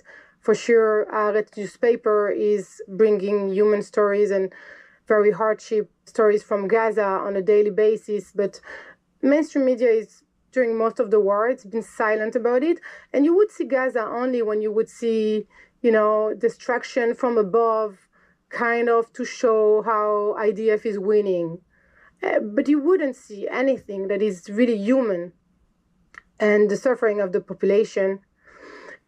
And I think that was partly because journalists are Israelis. And almost everybody knows somebody that has been killed or kidnapped. And military service is mandatory in Israel. So everybody has been in the army, or his kid is going to be the army, or his uncle is in the army. So it's really hard to have a distinction between you as a civilian and you as a journalist. And at the beginning, when 7th of October was so violent, nobody wanted to hear about the other side. But at one point, I think TVs and media in general convinced themselves that the public don't want to hear. The public doesn't want to see Gaza. The public is not ready for it. And that's where I think the mistake happened. I just want to push back, Emmanuel, on one thing you said, though, which was you mentioned that one factor shaping Israeli sentiment is that they haven't been shown images coming out of Gaza. Those images haven't really been broadcast on Israeli television, Israeli media. But, I mean, a lot of this stuff is coming from social media, right? Instagram, TikTok, Twitter. It sort of feels like what's happening in Gaza, the situation on the ground, is accessible to people who want to see it. It would not have been hard, in other words, to find these images over the past couple years. And so what you're describing, sure, it sounds like they're not getting it from Israeli media, but is there also like an active looking away that's happening? Yes, definitely. Definitely. You're right. If you want to see what's happening in Gaza, you can take your phone, you can go on some accounts on Instagram or Twitter, and you can, the algorithm will do the rest and sending you pictures on a daily basis, and you can be really aware of what's happening. And yes, there is a looking away decision by most of the Israelis. And I think it's really because of what we talked about a few minutes ago, the sense of I cannot bear the suffer of these other people. And I don't want this to get personal because it's not personal, right? This is really representative of a society problem and it's not about him or me. But I will give this example because I think it will answer your question. We had another show last Saturday and we had the talk about the horrific pictures of Gazan children starving, and he said, the anchor, that is not interested he doesn't want to see the pictures. הטלוויזיה הישראלית לא צריכה להראות תמונות של הילדים שם שאין להם מה לאכול. זה לא מעניין אותי. He didn't say it's not happening. He didn't say the pictures are not true or fake. He didn't say that. אותי מעניין הילדים בישראל, לא הילדים שם.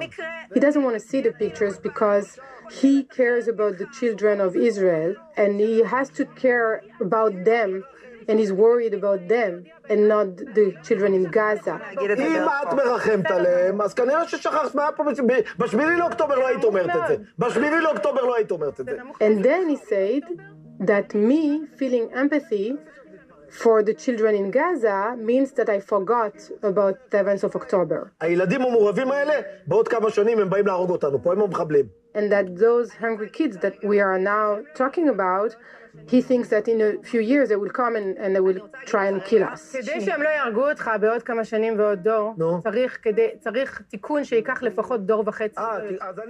And I answer to that, if we don't want to get to this point, we have to start to work on a political solution now. אולי עתיד לילדים ולנכדים שלי שיהיו, בשביל זה צריך להתחיל היום לתקן, היום. Because this gonna take a generation, or maybe a generation and a half, maybe two, but it's never gonna happen. The possibility of getting to a point where a mentality change never gonna come if we don't work on a political solution, if there is no horizon for another future. And that sounds very utopic on an Israeli panel, on a discussion. Mm-hmm. But I want to say something about the reaction I got after this incident on the show that you were referring to at the beginning of our talk. It really surprised me because I got hundreds of messages on every social platform by people I do not know, and that were saying either like, please continue to talk about Gaza. And I was very surprised because I didn't expect this amount of messages by people I don't know that were telling me either thank you for telling us about the reality, or some also were saying, I don't really care what's happening in Gaza personally, but I do think that a journalist has to do his job. Mm-hmm.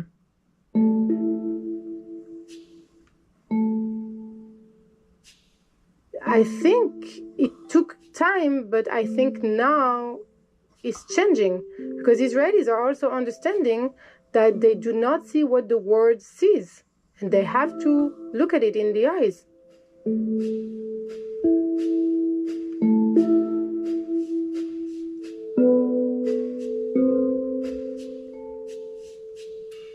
We'll be right back.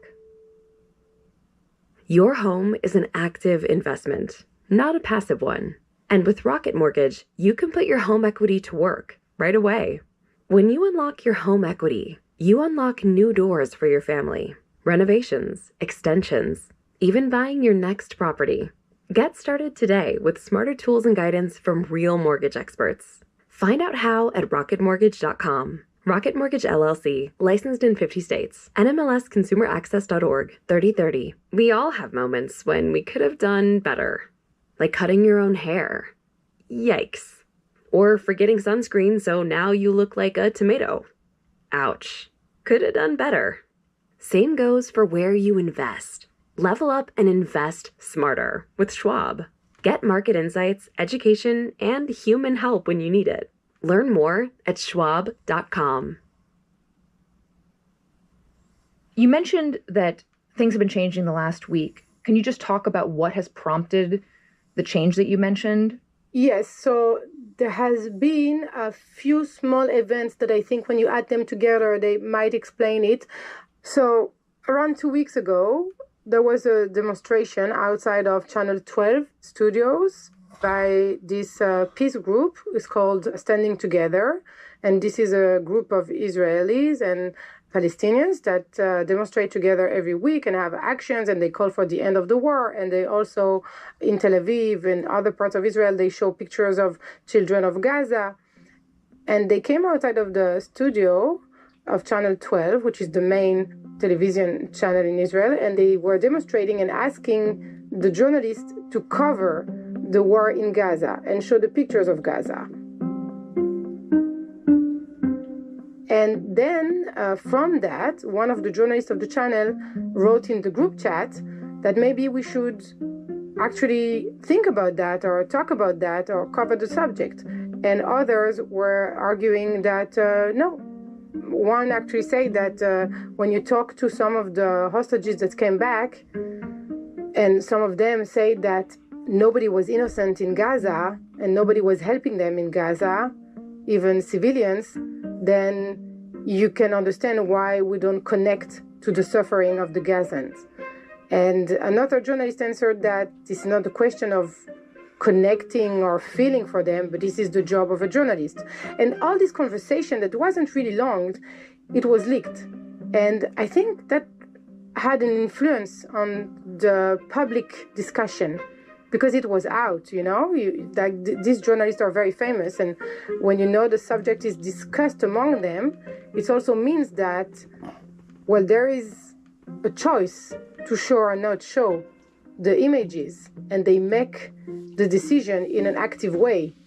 And I think that was also a tipping point, the first stone of this small change that we're seeing today.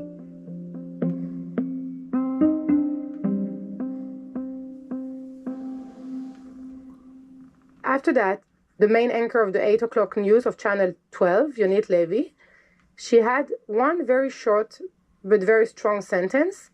She said about Gaza, maybe it's about time that we understand that the problem is not a problem of image, but it's a problem of morals. And she's not very known on taking a stance. So that was huge. And she got backlash from that.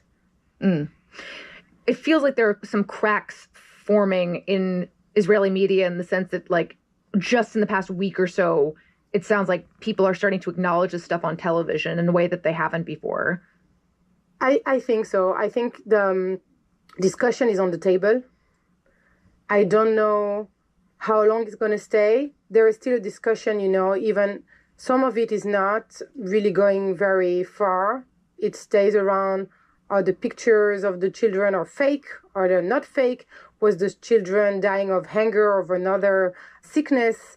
There was a lot of referring today of the correction made by the New York Times about the pictures of the little boy that was ill and not only hungry. Right. And I think this is not a very deep conversation, but the conversation is on the table. Mm-hmm. And people are now showing the pictures, they're watching it, and the media is having the talk. And I think it's really the beginning of the change.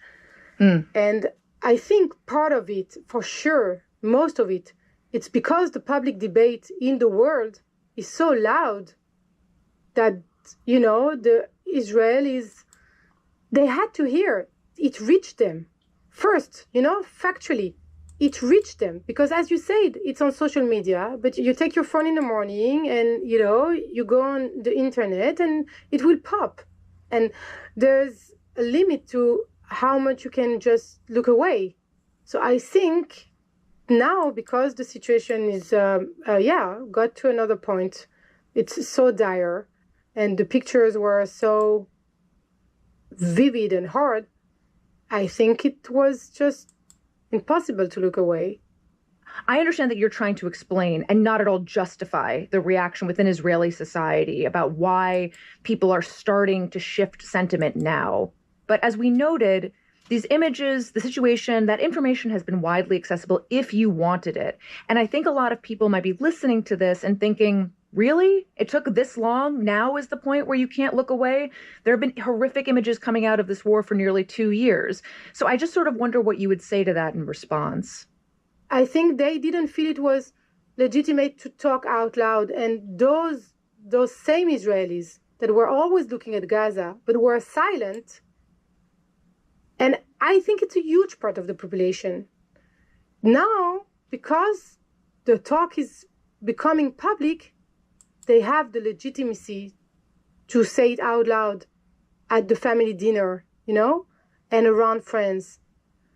But it's not a huge shift. I mean, if you take a room of people that never wanted to hear about Gaza, they still don't want to. It sounds like what you're saying is that whatever shift we're seeing among Israelis, it's small. It's notable, but it's small. Yes, I agree. Again, I think it's the first step. The first step is having the public debate and asking the hard questions. And I think we are getting there. I think the question, you can see it in the media, you can hear it around you, in the cafes, you have the discussion sometimes on Shabbat dinner. It's happening. And it's not an easy talk. It's not an easy talk because, again, the war is also a matter of at the end, what do Israeli want? And I think it's not, it's hard to grasp right now outside of Israel, but it's pretty simple. What do Israeli want? They want to live a normal life in security. That's what they want. And they do not believe they can do it while Hamas is still in Gaza. Because Hamas has shown he won't let the Israelis live in prosperity and in peace. Right. And he has been saying also, over and over, leaders of Hamas said after 7th of October that they will do it at any chance they get.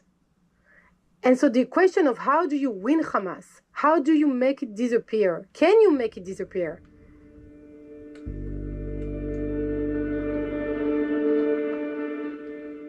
For all the sides, the discussion is so complex that, when a discussion is too complicated and you do not have the solution for it, you just avoid the talk. But I think now people are talking about it, even though they do not have the answers, but they just try to put it on the table. The idea that Israelis want to live in peace and security, I think it's fair to say that that's what everybody wants. For sure, of course. There's no question about it.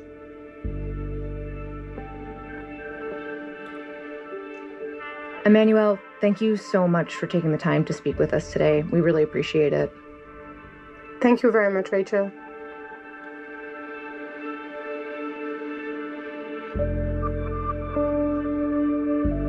We'll be right back.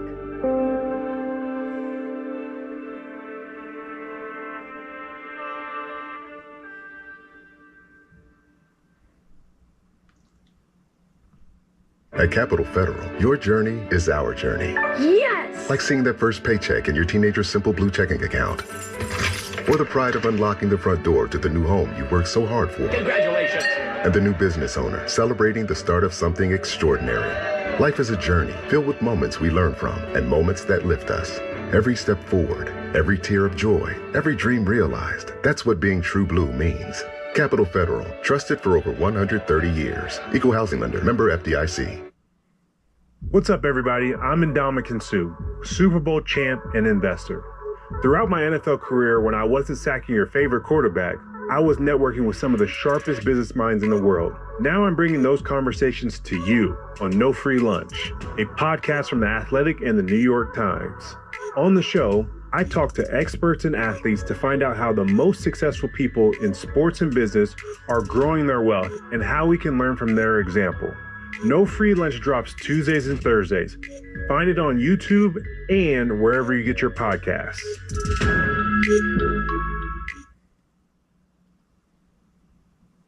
Here's what else you need to know today.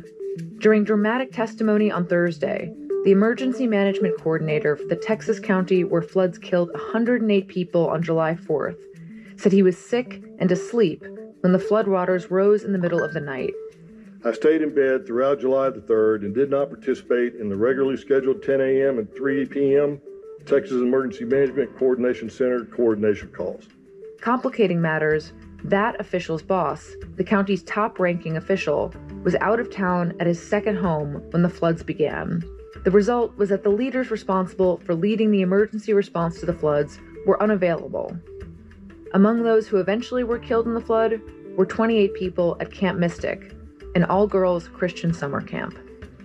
And Microsoft has now become the world's second company to be worth $4 trillion. The milestone came after the company reported better than expected earnings this week that relied on its growing use of artificial intelligence. NVIDIA, whose high-powered computer chips are widely used in AI, became the first company with a $4 trillion market value just a few weeks ago. Today's episode was produced by Rochelle Banja, Ricky Novetsky, Stella Tan, and Shannon Lin. It was edited by Paige Cowett and Lizzo Balin. Fact-checked by Susan Lee. Contains original music by Pat McCusker, Diane Wong, Marian Lozano, Alicia Baitup, and Dan Powell, and was engineered by Alyssa Moxley. Our theme music is by Jim Brumberg and Ben Landsberg of Wonderly. Special thanks to Aaron Boxerman, Yonatan Rees, Isabel Kirshner, Patrick Kingsley, and Yara Bayumi.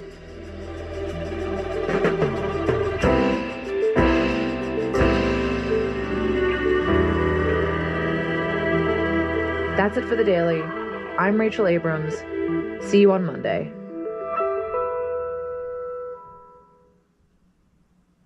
You just realized your business needed to hire someone yesterday. How can you find amazing candidates fast? Easy. Just use Indeed. Join the 3.5 million employers worldwide that use Indeed to hire great talent fast. There's no need to wait any longer. Speed up your hiring right now with Indeed. And listeners of this show will get a $75 sponsored job credit to get your jobs more visibility at Indeed.com/NYT. Just go to Indeed.com/NYT right now and support our show by saying you heard about Indeed on this podcast. Indeed.com/NYT. Terms and conditions apply. Hiring? Indeed is all you need. From WSJ Tech News Briefing at 3:06 p.m. yesterday. Hey guys, it's Christian McCaffrey, pro running back. I'm partnering with Abercrombie this season to tell you about their viral denim. All you need to know is denim should fit like this. Abercrombie's athletic fit is a game changer. They're designed for guys with an athlete's build like mine. Just enough room and the perfect stretch. When a jean fits that well, I'm wearing it on repeat. Shop Abercrombie Denim in the app, online, and in store.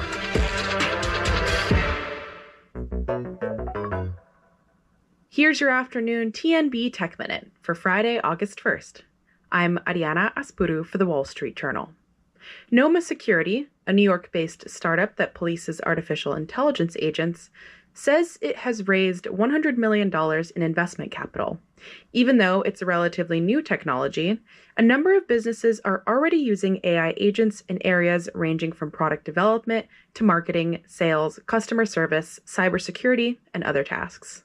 The company says it has dozens of customers across financial services, life sciences, retail, and other industries. Plus, in an earnings call this week, Apple said it would substantially increase capital expenditures in the year ahead. A Quilter Cheviot analyst says that Apple is starting to spend on AI, but it's way behind its tech competitors. So far, Apple has invested $10 billion on AI, compared with $130 billion, $120 billion, and $85 billion at Microsoft, Amazon, and Google, respectively. The analyst also says this increase in spending would be a positive sign that Apple is preparing to be more aggressive about its future capabilities. Finally, Palantir was awarded a $10 billion 10-year contract that should be an additional tailwind for the software company, according to analysts at Wedbush. This comes as the federal government accelerates its artificial intelligence initiative. Analysts say the deal establishes a framework for the Army's future software and data needs by pooling together dozens of contracts into a single agreement with volume-based discounts. And that's a wrap on your TNB Tech Minutes. For a deeper dive into what's happening in tech, check out our Tech News Briefing podcast on Tuesdays and Fridays. From NPR Business at 9:13 p.m. yesterday.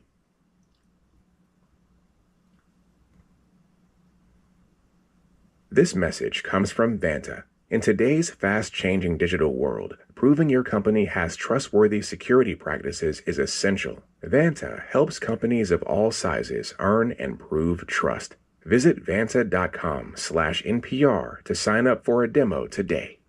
This message comes from NPR sponsor Shopify. No idea where to sell? Shopify puts you in control of every sales channel. It is the commerce platform revolutionizing millions of businesses worldwide. Whether you're a garage entrepreneur or IPO ready, Shopify is the only tool you need to start, run, and grow your business without the struggle. Once you've reached your audience, Shopify has the internet's best converting checkout to help you turn them from browsers to buyers. Go to shopify.com/NPR to take your business to the next level today.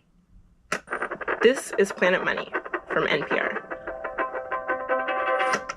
It has been a big week for economic data. New GDP numbers, new consumer spending numbers, a jobs report. And it's the job of economists to interpret all of these indicators. But increasingly, people are challenging what they say. In fact, today, Friday, August 1st, President Trump fired the economist in charge of publishing that jobs report. She ran the Bureau of Labor Statistics, or BLS, and Trump is accusing her, without evidence, of faking the numbers because there was less job growth than expected.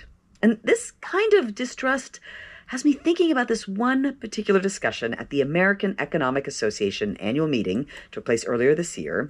This is a very big deal. Thousands of economists are in attendance. Now, I took notes at this particular session, and one of my notes says, people don't believe economists. I decided to bring in a friend of the show who was also there. My memory of it was pretty crowded. Oh, yeah, it was a packed room. The session was about economics and politics, and Ben Castleman, longtime economics reporter at the New York Times, he wrote about it, so he had a lot of detailed notes. I know they didn't record the session. I actually emailed them and I was like, can I get a copy of the recording? And they said no. I'm pretty sure I have a recording if you want it. Okay, I just want everyone to know that Ben just opened his jacket.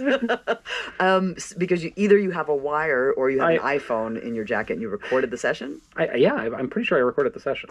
Turns out it was true. He had. So you can hear a little bit of what went down, and you'll hear Ben typing in the background sometimes. We are joined by three terrific people with, I think it would be fair to say, diverse perspectives. Picture one of those giant conference rooms in a hotel. The session was led by Jason Furman, an economist at Harvard who worked for President Obama, and there were three other big deal panelists on the stage. First is Rich Berkhauser, who is a professor at UT Austin. Two had also worked for different administrations, Republican and Democrat. The fourth person was Oren Cass, who runs his own conservative think tank and has been influential in Trump's world. Oren was brave enough to come here. He recently wrote an op-ed taking on the entire economics profession. And what struck me and Ben was the way that this panel kind of turned into a trial of the entire field of economics. There was moments of genuine tension there, because it did feel like the profession as a whole was sort of being called out. Like, what are you thinking of? Well, I mean, I feel like it was Oren Cass kind of reading the riot act to the profession. The absolute confidence and unanimity and downright condescension with which economists lectured to the rest of the country that we must embrace free trade with China. He had this whole sort of litany of things the field has gotten wrong. The deindustrialization of wide swaths of the country, the slowing growth. You didn't see the 2008 financial crisis coming. You didn't see inflation coming. You told us that free trade was going to work, and it didn't. Where I think people rightly look at what economists are recommending and say, why on earth should we expect that to be true?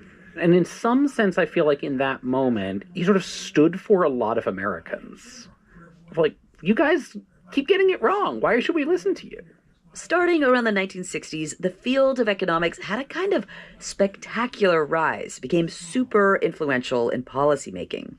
There was this sense that economists pretty much know how the economy works, that they have a rational and data-driven understanding of this very complex thing.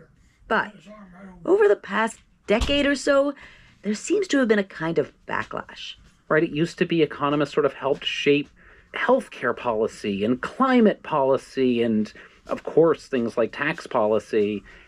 And they're sort of being pushed in some ways to the side in a lot of these policy discussions. And it's certainly with the Trump administration.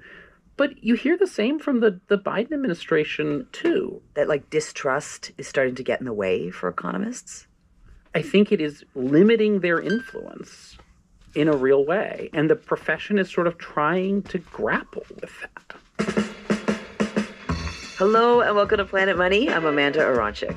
Trust in experts is down in all kinds of professions. Trust in government, in media, in medical science. And lately, economists are feeling the burn acutely. In decades past, they whispered in the ears of presidents.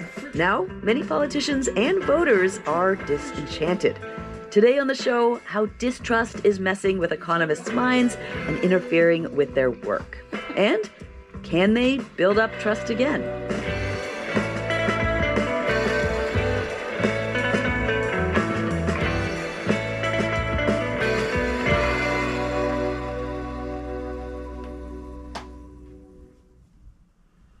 This message comes from BetterHelp. With all the talk about mental health and wellness these days, it can feel like there's advice for everything. But how do you know what actually works for you? BetterHelp therapists have a 4.9 rating from 1.7 million client reviews. So you're in good hands with their licensed therapists who can help figure out what's best for you. Visit BetterHelp.com/NPR for 10% off your first month. This message comes from NPR sponsor U.S. Bank. With U.S. Bank Business Essentials, you get more than just a bank. You get a dedicated partner that provides you a powerful combo of checking and card payment processing with quick access to the money you've earned, proving that there is nothing as powerful as the power of us. Visit usbank.com today to learn more. Member FDIC. Copyright 2025 U.S. Bank. If you want to compare how much people trust economists versus other experts, you actually can. Like there's this one survey, it's from a British market research company called YouGov, that back in 2017 polled a couple of thousand people over there and asked, of the following, whose opinions do you tend to trust when they talk about their fields of expertise? Nurses did the best. 84% of those surveyed trusted nurses. Doctors and historians also did quite well. And while economists did better than politicians, only 25% said that they trusted economists. Trust in weather forecasters was twice as high.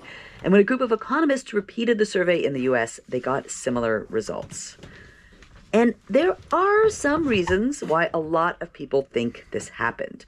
For many decades, the kind of free market streak ran through the field, emphasizing above all free trade and deregulation and privatization, policies that, sure, worked for some people, but not for everyone. But we wanted to know what economists themselves think happened. So we asked 4 economists to come talk to us about what it's like to spend all this time collecting and analyzing and modeling data, writing up your findings, only to have people be like, meh, I don't really buy it. We start with someone who has been pretty honest about what she got wrong. So, Diane, we have spoken a number of times over the years. Do you mind reminding our listeners, like, who you are and what you do? Diane Spong, Chief Economist at KPMG. KPMG, one of the biggest accounting firms in the world. Okay, and what is your job? What is my job? My job is using a crystal ball and trying to see the future, which is, a bit crazy. That crystal ball part of her job, that is exactly the thing that Diane says has gotten in the way of people trusting economists.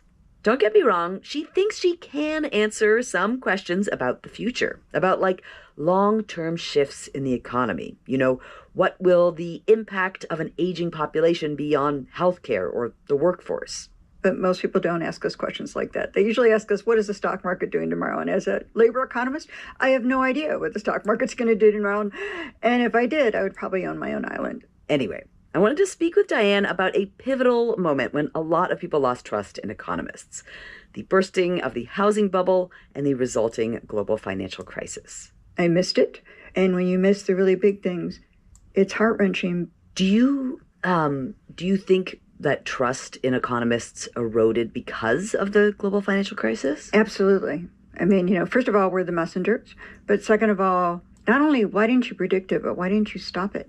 Back in 2007, Diane was the chief economist at a financial services company in Chicago, and she was responsible for giving guidance on the future of the economy.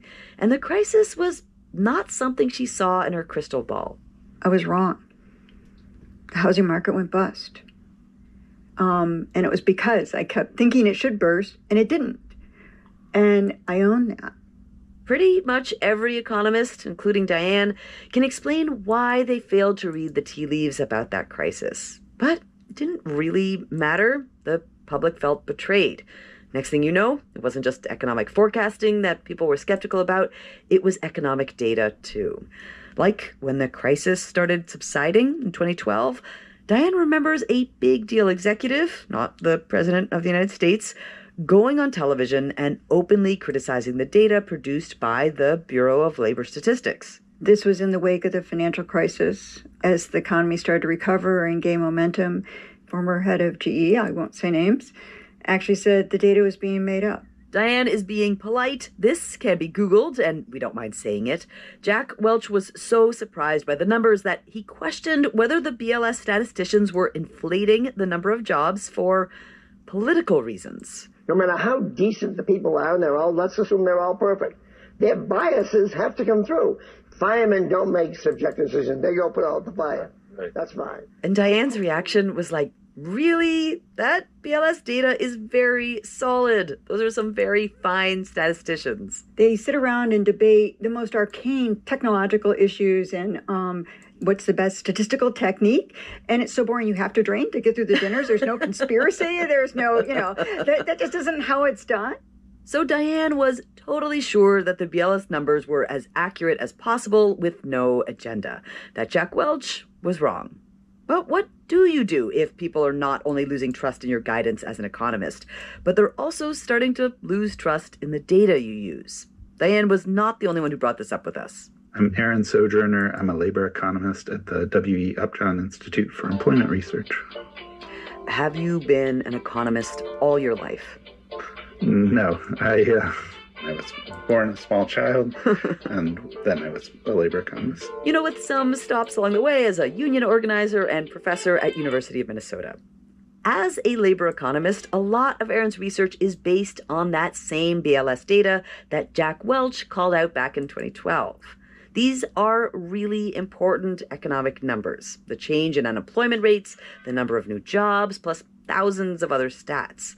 And Aaron agrees with Diane. The statisticians at the BLS are widely known for their political neutrality. If you ask the BLS, is the glass half full or half empty? They say, it's 4 ounces of water in an 8-ounce glass. Like, they will not spin. They will not provide spin. But even before today's news about President Trump firing the head of the BLS, Aaron was seeing a growing number of people accuse the BLS of spin. First, it was people from the Trump camp accusing the BLS of cooking numbers to make Democrats look better.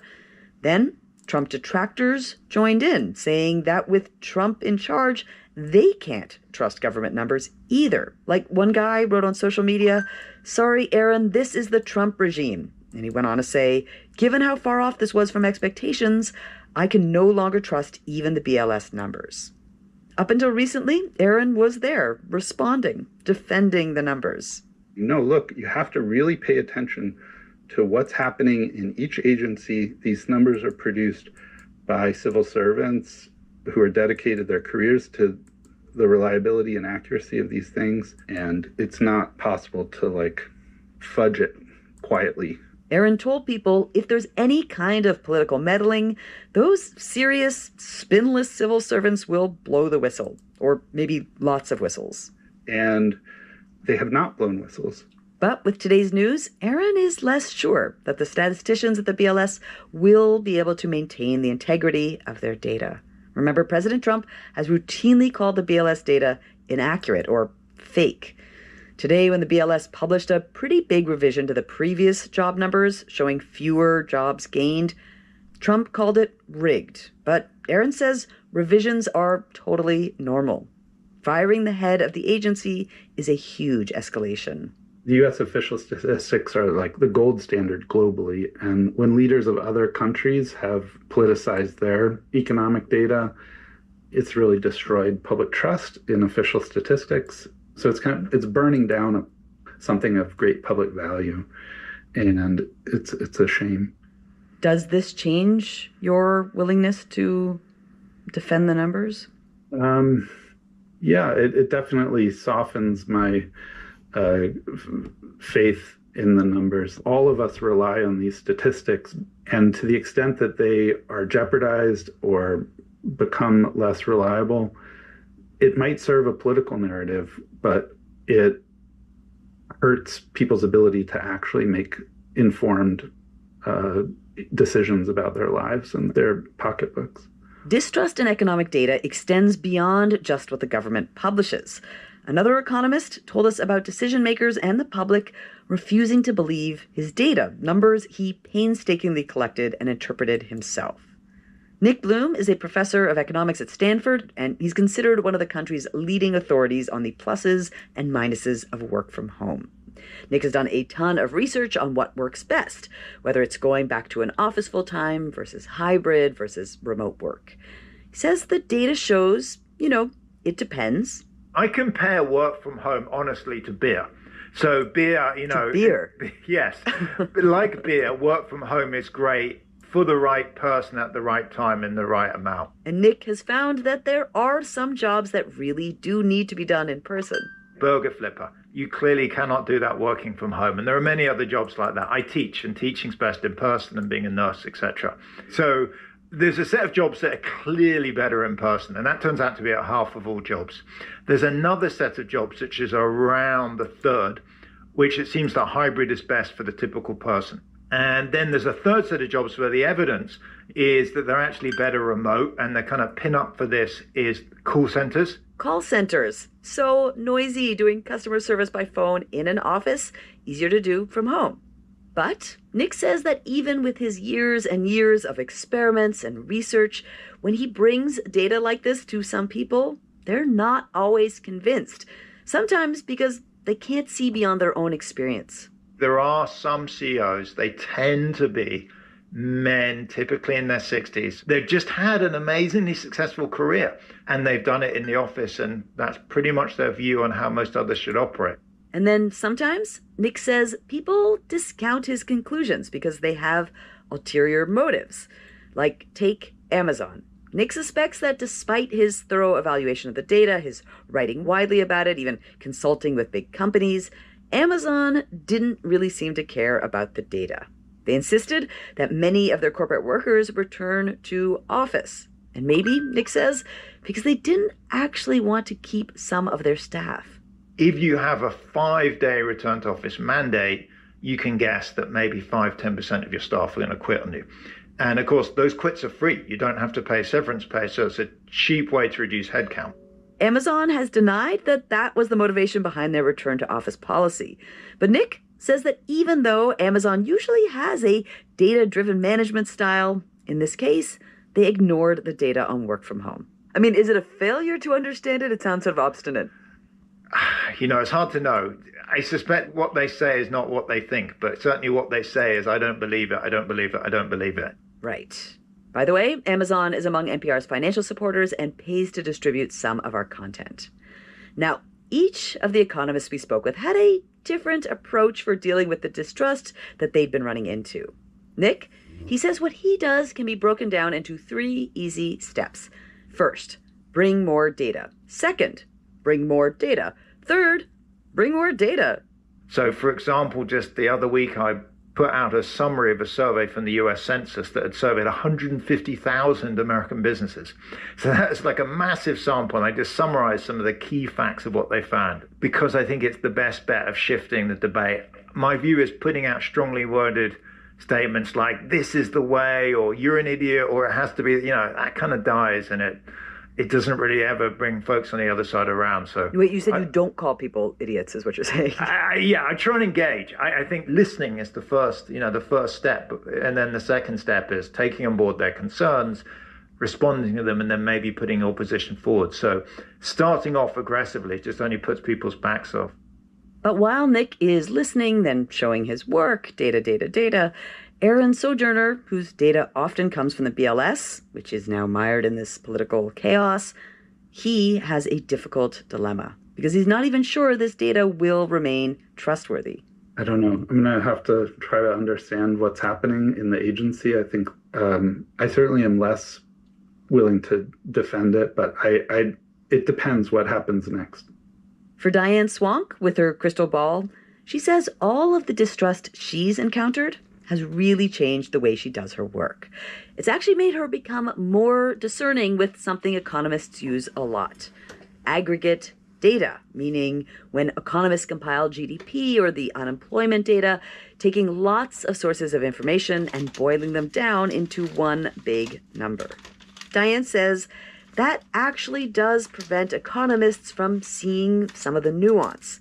She particularly saw that after the pandemic, when economists announced that inflation was slowing. A lot of economists, I think, really missed how price levels really matter. Right. Inflation, the pace of increase in prices, that's an economic construct. That's something we think about. But even as that pace comes down, the reality is the level of prices is still very high. Like the monthly expense to buy a home today is 87% higher than 2019. Oof. Well, incomes are not.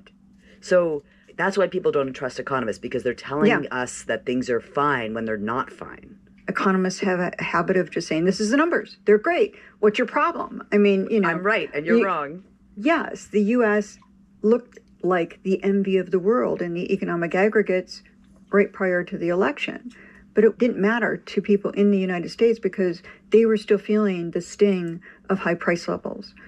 Diane says that she's learned a lot from these moments where there's a mismatch between how economists see the world and how people are experiencing it. Now, she says she doesn't rely as much on the aggregate macroeconomic data.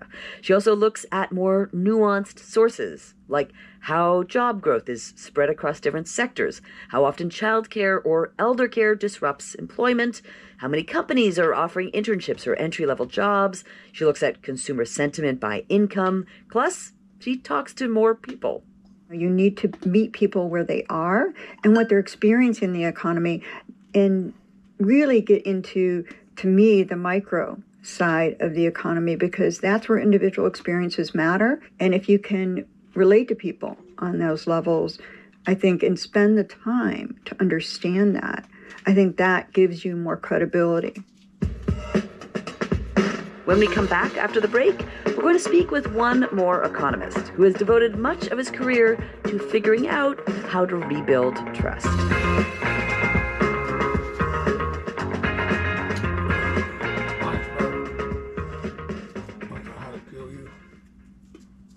This message comes from NPR sponsor Holiday Inn by IHG.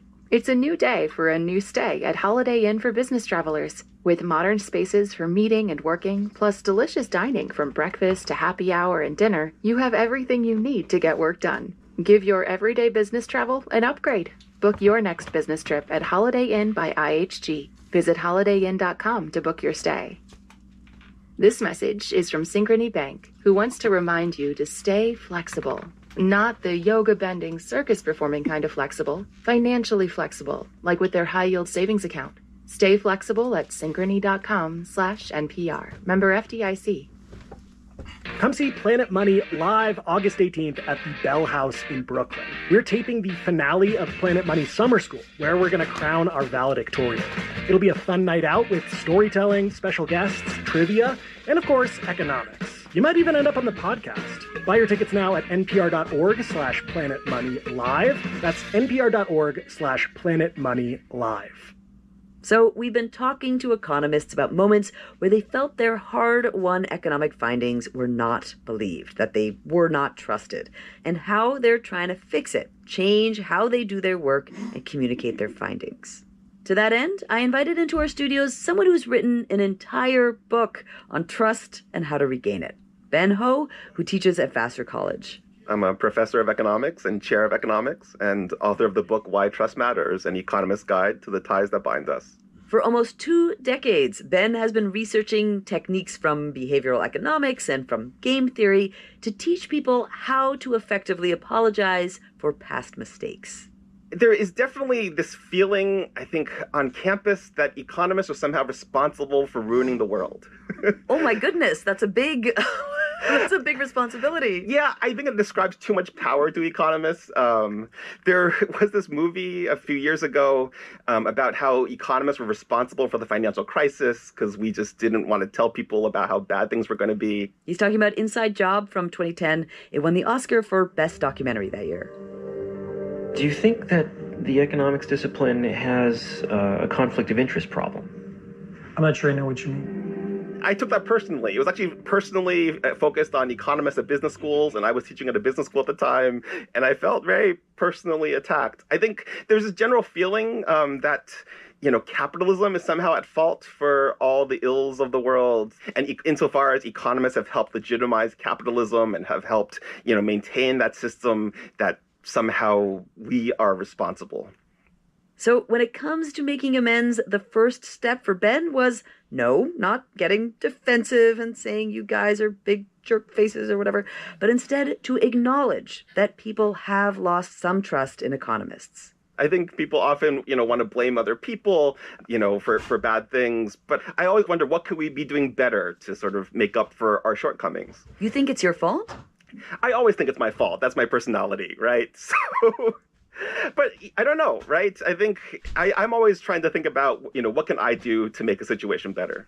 So, when trust is gone, how do you build up trust again? Yeah, this is a great question. I think the main message of my research is you need to do costly signals that you're a trustworthy person. Costly signals. Right. Okay. So this is something that comes out of biology. It's this idea that the animals often do costly things to sort of prove they are fit for breeding. I think the classic example is peacocks, right? So peacocks grow these like really elaborate feathers. It costs them a lot of energy to build. It makes them susceptible to prey. And they do this to prove they are strong to peahens for mating. Okay, so, and by the way, this is an accurate explanation of what peacocks do and why they do it? As far as I know, right? Okay. All right, okay. I will acknowledge I'm an economist here, right? But that Not a peacock expert. Right, but that is the traditional story for why peacocks have those feathers. Okay. And so my work is just trying to identify what kind of costly signals can we do to rebuild trust. So another example of a costly signal in the non-peacock human world might be like sending a handwritten note on flowery stationery versus sending an email. Costly signals take time or money or risk. They're things that are hard to fake and signal we are willing to go that extra mile. Ben says that economists trying to win back trust can think of potential costly signals in 3 categories: past, present, and future. For the past, he says the economist who made a mistake needs to explain what they did wrong and take responsibility. So I did one experiment with Uber, with how can Uber apologize if your car was late. I did another study looking at medical malpractice and how can doctors repair relationships with patients after mistakes. And can you give me an example of what you as an economist might do that's short of growing very fancy feathers?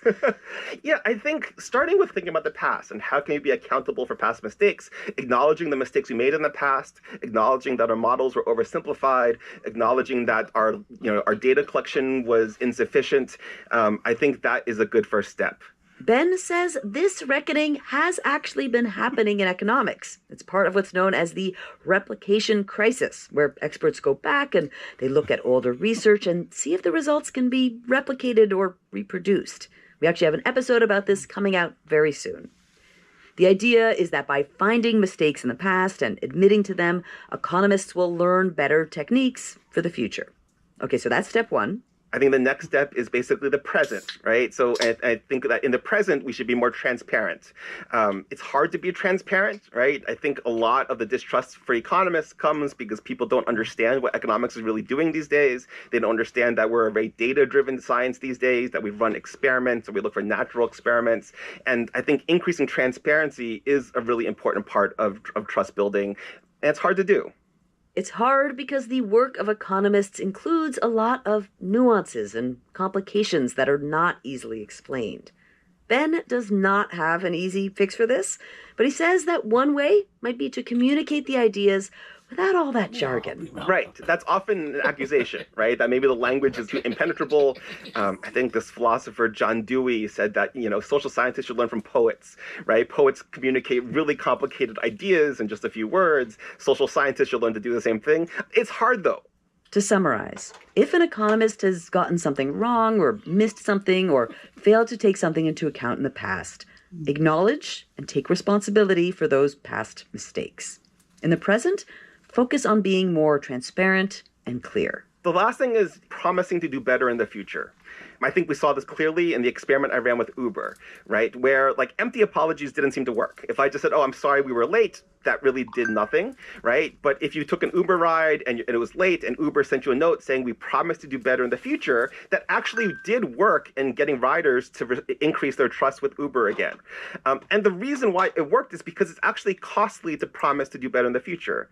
Because you do, in fact, have to do better in the future. You can't just say that you will, or people will punish your company. Ben says this is so true for economists, too. So, as an economist, he is making you a promise right now. In the future, we'll do better. And that's my promise to you. I'm going to hold you to that, Ben. Just like Uber, right? I'm going to expect you to do better next time. I'll do my best. Now, I really liked Ben Ho's idea about costly signals. It's like broadcasting a message that says, I will do my best for you. Look how hard I've already worked. But it was a little hard to figure out how exactly to apply that to economists. So I brought this up with the other Ben, Ben Castleman from the New York Times. Do you have any suggestions for costly signals? I do think that there is value in economists acknowledging the things that they have gotten wrong. Not the profession needs to rethink this. I see. Right. Uh-huh. But to say, this is what I did wrong. This is something that I have learned where my views have changed. And you do hear that from some economists. I think it helps their credibility when they do that. Maybe they could also write it as a letter. They could handwrite a letter to us each individually. Individual letters to each American. Sorry for what we as economists have gotten wrong. Is all of this distrust a sign that there is in fact something fundamentally wrong with the field of economics? I'm never going to get an economist to speak to me again. Just answer this tiny little question, Ben. It'll be fine. Everybody won't mind. Now, putting together this episode with all of the apologizing, the soul-searching, the revisiting of past mistakes, some of this is warranted and worthwhile. But economics and data are also under attack right now. And sometimes there is nothing to apologize for. I think economics as a field is the most credible that it's ever been. It is more data-driven. It is more nuanced. It is more willing to consider the ways in which the world is more complicated than a simple economic model suggests. And there's a lot of research that I think is incredibly valuable to understanding the world. I think, unfortunately, it's a moment where the profession has very little weight with policymakers. Right. It took a long time for economists to build up credibility.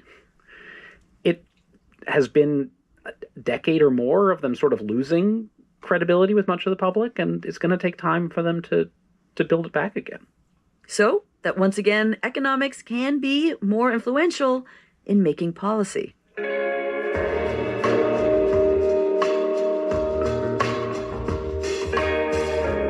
On our next episode, it's Planet Money Summer School. We'll look at the track record of industrial policy when governments try to re-engineer the economy and boost particular sectors. And we will journey to the ends of the earth to watch a radical attempt to remake the international supply chain. A quick reminder that Planet Money Plus supporters get early access to new episodes of Summer School. So if you haven't signed up yet, now is a great time to join. You also get sponsor-free listening and help us be more ambitious in our reporting. Just go to plus.npr.org/planetmoney. You can find a link in our show notes. Today's episode was produced by Sam Yellowhorse Kessler and it was edited by Marianne McCune with help from Jess Jang. It was engineered by Robert Rodriguez and fact-checked by Sierra Juarez. Alex Goldmark is our executive producer. By the way, Ben Castleman wrote an article about the AEA panel in the New York Times. It is called Economists Are in the Wilderness. Can they find a way back to influence? I'm Amanda Aronchik. This is NPR. Thanks for listening.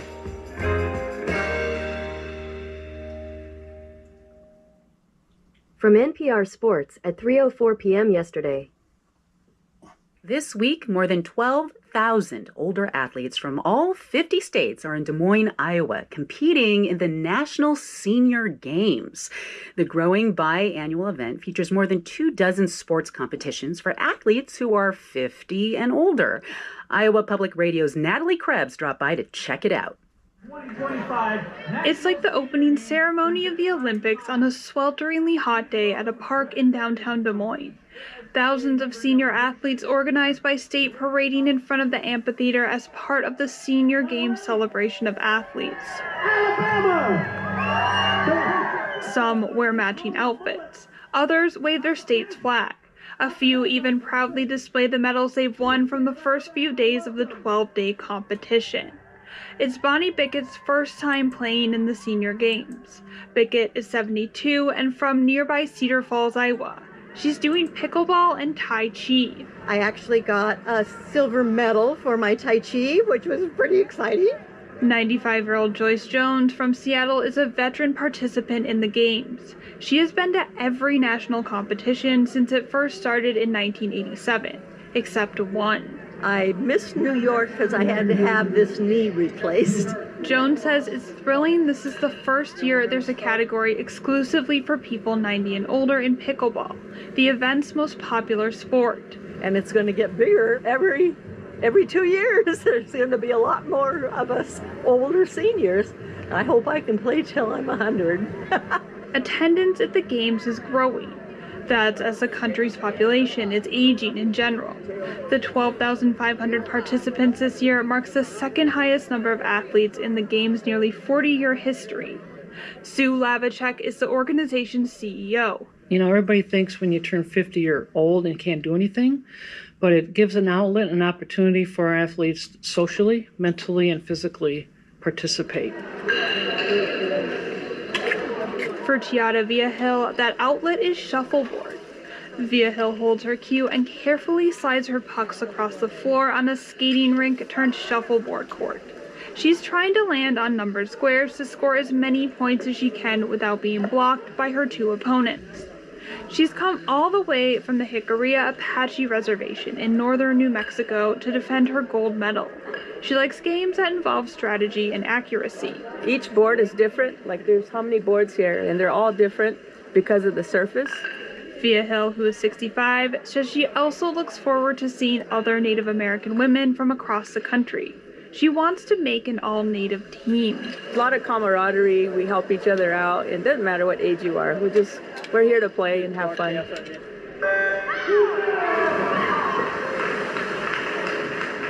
This day at the YMCA, swimmers in their 50s and 60s are lining up for contests in the 200-yard backstroke and the 100-yard IM. The individual medley includes 4 different swimming strokes. 65-year-old David Guthrie, who's broken world records as a masters swimmer, is competing in 6 events. So that's the limit you can do. So I'm doing the 3 breaststrokes, 50, 100, 200. I'm doing the 100 IM and the 200 IM and the 100 butterfly. He says competing with older swimmers has been very inspirational. I mean, there's kind of a slogan that says, get slower, slower. And I don't subscribe to that. It's like, I don't want to get slower. I want to improve. And that's the goal for many of the participants at the National Senior Games. But for others, it's just a time to have fun. For NPR News, I'm Natalie Krebs in Des Moines. From NPR World at 6:45 p.m. yesterday. This message comes from Homes.com. When you're shopping for a home, you want to know as much about the area around it as possible. Homes.com has got you covered with a comprehensive neighborhood guide from local experts. Homes.com. We've done your homework. Today on State of the World, Jane Austen fans are marking her 250th birthday. You're listening to State of the World from NPR. The day's most vital international stories up close where they're happening. It's Friday, August 1st. I'm Christine Arrowsmith. The beloved English author's birthday is actually in December, but already across Britain this year, there are celebrations marking the special anniversary, all in true Regency-era style. NPR's Robbie Griffiths slipped on his tailcoat and headed to a Georgian costume ball in the city of St. Albans. It is a truth, universally acknowledged, that every Jane Austen fan must attend a Regency dance. Or at least that's the feeling at St. Albans Museum and Gallery, just outside London, and a short carriage ride away from the setting for Jane Austen's most famous novel, Pride and Prejudice. Tonight it's hosting a Georgian costume ball, and most people are attired 17th century style. Ladies in full-length gowns, and gentlemen in tailcoats. All the ladies! The guests are being taught to dance a quadrille by Libby Curzon, who runs a company called Mrs. Bennet's Ballroom, named after one of Austen's characters.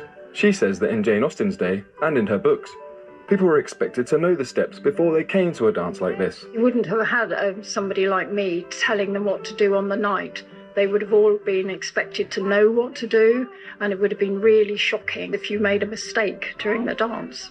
One person not making any mistakes is Gory Davies, accompanied on the dance floor by her husband, Peter. Gori rereads Jane Austen books every year. She loves the stories and the heroines. I think that she really gets to the heart of romance. She talks about different classes, different amounts of privilege, people coming from different family backgrounds, and all of those themes are still so relevant today. Relevant and celebrated. All year across Britain, parties like this one are being held to mark 250 years since Austen was born, and Americans are joining in too. The Jane Austen Society of North America has 2,000 members, its own events in the US and Canada, and runs tours in England. The Society's president, Mary Mintz, says that visiting Jane Austen's house in Chawton to see the desk where she wrote her books is especially powerful. You can see her writing table there and know that's where these incredible novels that have endured for so long were composed. Jane Austen wasn't famous in her lifetime. All of her novels were published anonymously. But today her face appears on British £10 notes, wearing a lace bonnet, and her work is everywhere. Mr. Darcy? Miss Bennet, I did not expect to see you. This is a much-loved BBC adaptation of Pride and Prejudice. But Austen's influence isn't only in remakes. Her books have hugely influenced the modern romantic comedy genre, with new stories inspired by Austen constantly released around the world. John Mullen is Professor of English at University College London, and author of the book What Matters in Jane Austen. He says that while some might dismiss Austen as merely a romance writer, she's one of the literary greats. I think only Shakespeare compares to her in this respect, that however often you've read one of her novels, when you read it again, it's like a whole rediscovery, and you see things which aren't in your head, they're on the page, they're in her invention, that you hadn't noticed before. First lady, off you go. At the St Albans Ball, some people are hoping to make a match, taking inspiration from Austen's heroine Elizabeth Bennet. First gentleman lead. Dance teacher Libby Curzon says the events can be very romantic. Some couples have met and even married thanks to these dances. It's a sort of flirtation thing. You've got to give eye contact because you've got to know who you're approaching. So it helps those little, Cupid's arrows, I suppose. Pass to the bottom. She thinks that's just what Jane Austen would have wanted, 250 years after she was born. Take the ladies round. All the ladies. Robbie Griffiths, NPR News, St Albans. And the gentlemen go.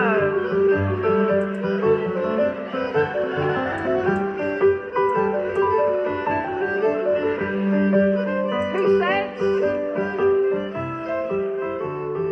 That's the State of the World from NPR. Thanks for listening. This message comes from Homes.com. You don't just live in your home, you live in your neighborhood as well. So when you're shopping for a home, you want to know as much about the area around it as possible. Luckily, Homes.com has got you covered. Each listing features a comprehensive neighborhood guide from local experts. Everything you'd ever want to know about a neighborhood, including the number of homes for sale, local amenities, and even things like median lot size and a noise score. Homes.com. We've done your homework.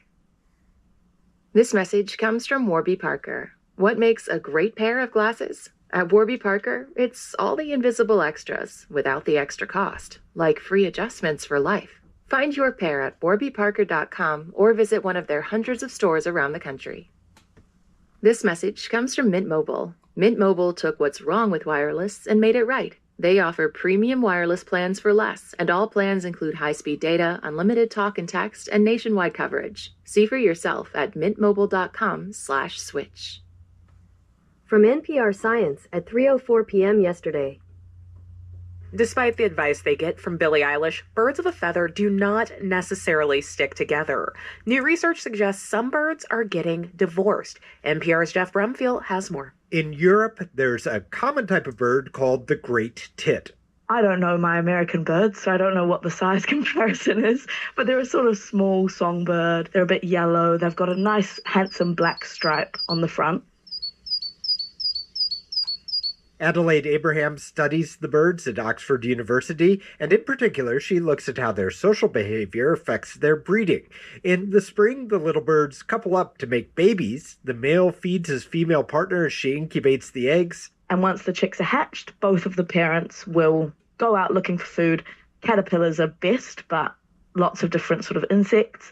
and they'll bring them back for the chicks and feed them until the chicks fledge. When the babies fly away, the couple's duties are done. But what happens then? To find out, Abraham and her colleagues used little radio trackers to track individual birds in the woods near Oxford. As summer turned into fall, they discovered that many pairs continued to hang out at bird feeders together, but others did not. Some couples seemed to start drifting apart. Those divorcing birds, they, from the start, are already not associating as much as the faithful birds, and then that difference only increases as the winter goes on. As a divorcee myself, I have to say this is the least surprising result I've ever heard a scientist tell me. Yeah, we've got that a lot. People are like, oh, well, we really could have predicted that. I'm like, it's still good to know. Still good to know for sure. The work appears in the journal Proceedings of the Royal Society B. Other researchers agree. This is an interesting finding. Sarah Khalil is at the Cornell Lab of Ornithology. In some ways, it might seem obvious, but the other way that the study could have gone is that they're just like, well, there's no association with who they're hanging out with during the non-breeding season. The fly together until it's time to pair up in the spring. Instead, it seems like individuals are ditching their exes and building new relationships over the winter months. Now, Abraham does want to be clear. These birds aren't really getting divorced. They're not serving each other with papers or appearing in tiny courtrooms high in the trees. Still, she says, the work shows there is actually a lot more going on in those flocks of birds out your window than you think there is. Bird drama is real. Jeff Brumfield, NPR News. From NPR Healthcare at 3:04 p.m. yesterday. Today, 16 states and the District of Columbia filed a lawsuit over gender-affirming care for minors. The suit says the Trump administration is waging a relentless and illegal pressure campaign to stop hospitals and doctors from treating transgender youth. Aaron Bolton with Montana Public Radio has been reporting on children's hospitals that recently shut down their gender clinics. Aaron joins us now. Welcome. Thanks for having me. So, Aaron, start by telling us why these 16 states, almost all led by Democrats, are filing this lawsuit now. Yeah, children taking puberty blockers or receiving hormone therapy in places where hospitals have stopped care need to find other doctors who can treat them. And if they can't, they have to stop taking those medications. Children's hospitals that have stopped treatment are in California, Illinois, Colorado, and other states. California's Attorney General Rob Bonta said today that he thinks the hospitals in his state could keep going. They're not doing anything illegal, but he understands why they're scared. Anytime you get a criminal subpoena from the federal government, you take note, and it has an impact. In Montana, the last hospital system providing that care, Community Medical Center, stopped in June. I've talked to parents and patients who are confused about where to get care for their kids. And some parents feel betrayed by hospital administrators and say they should have had the courage to keep treating patients. And there are stories like that from all over. Now, I know that in a number of these states, there are laws that are protecting the rights of transgender people, or even laws that say that gender-affirming medical treatment is legal. So why did hospitals and doctors stop even in those same states? They point to executive orders from Trump and threatening letters and subpoenas the DOJ has sent that have gone to both hospitals and doctors. The attorneys general say they're suing to stop those threats so the healthcare providers can resume treatment without fear of losing funding, but also without fear of criminal prosecution. I'll make the point here that in the Trump administration, officials think and say that this kind of medical care is harmful as well as illegal. On what basis do they say that? You know, they're extremely rare for transgender minors to have surgery. The Department of Justice has also mentioned laws meant to stop Medicaid fraud and food and drug safety laws. The reasoning being that hormone therapy is a drug and they say it's being misused. Bonta, the California Attorney General, dismissed that legal reasoning out of hand. So they are definitely waging the culture wars. They're definitely playing politics. What they're not doing is practicing law. I reached out to federal officials for comment. The White House sent back a statement saying the president has the authority to stop treatment that it describes as, quote, mutilation and chemical castration of children. And it expects ultimate victory in the case. Last thing, in a couple seconds, what are California and the other states involved hoping to get out of this lawsuit? They want the court to basically stop the Trump administration from using these laws to investigate and threaten hospitals. And they will hope that'll create room for hospitals to bring this care back. Aaron Bolton joining us from Montana Public Radio. Aaron, thanks so much. Thanks for having me. From NPR Culture at 3:04 p.m. yesterday. Some weeks there's a main character, someone or something the internet becomes obsessed with. NPR's Mia Venkat keeps tabs on those trends and is here to break them all down for us. Hey. Hey, Juana. So, Mia, tell me, who's this week's main character? This week, it's the Sydney Sweeney American Eagle ad campaign. I've heard a few things about this. That's right. So for listeners who haven't, Sweeney's an actress. You might know her from her roles in Euphoria, White Lotus, Anyone But You. And last week, American Eagle launched a big new jeans campaign, and she's the face of it. It's clearly meant to be a sexy ad. In one video, she's lounging, buttoning up her jeans. In another, they zoom in on her chest, and she uses a sultry voice. I'm not here to tell you to buy American Eagle jeans, or that they make your butt look amazing. Okay, I have questions, but I would like to know why so many people on the internet seem to be mad about this. I understand that part of it's about the language. Genes are passed down from parents to offspring, often determining traits like hair color, personality, and even eye color. My genes are blue. Sydney Sweeney has her genes. Obviously, the play is on the word genes here, and people are saying that it promotes eugenics. Sweeney is a blonde white woman with blue eyes, and she has this certain look, and people have really locked in on that, and they're asking, what is American Eagle valuing and promoting? And in response to those people, there's a lot of outrage from the right, saying that people are way overreacting and they're too woke these days. And what, it's a crime to be a hot woman now? Oh boy. Even the White House chimed in, saying on X that this is just cancel culture running amok. Sydney Sweeney hasn't commented, but today American Eagle posted a statement on Instagram saying the campaign, quote, is and always was about the jeans. I gotta say, looking at this ad, it kind of feels like a huge shift from the past few years when brands seem to be doing everything they could really just to diversify their ads. Totally. And even with American Eagle, like in the past decade, their underwear brand called Aerie did become known for casting diverse models and using unretouched photos. I talked to a professor about all this. Her name is Sarah Benet-Weiser. She's the dean at University of Pennsylvania's Annenberg School for Communication. And she told me that in her opinion, it's impossible not to read that ad voiceover as a reflection of the current moment. You're playing on the word gene, and you're saying this is about good genes, and you're literally going through, I'm white, I'm blonde, I have blue eyes, I have blue genes, or whatever. It's pretty hard to spin that as not about some kind of racist eugenic argument, especially in the cultural moment that we are in right now. She says all of this is also political, and it's notable that this ad is coming at a time when this administration is so focused on curbing immigration, on ending DEI policies. Trump himself has said so many times that he's going to end woke in the U.S. And on social media, we're seeing this rise of the trad wife, women embracing the role of a traditional housewife. And there's also a growing movement on the right to get women to have more babies. Benet-Weiser says, hey, advertisers are smart. They're not missing these cultural trends. Right, but if I get it correctly, the backlash about this ad isn't just about the racial element, right? Yeah, that's right. A lot of folks are taking issue with the hypersexualized nature of the ads, especially since the company says the ad campaign is supposed to raise awareness about domestic violence, a cause Sweeney is passionate about. And 100% of the purchase price of the jeans actually is being donated to a crisis hotline. But it's not even just that. Sweeney has become kind of known for taking roles or partnerships where her sexiness is center of attention. And she gets a lot of flack for that. But Benet-Weiser says, hello, people have been doing this forever. Sex sells. It sells. So when women choose that path, we can't blame them necessarily for choosing that path. We should broaden our scope and say, why is this valued?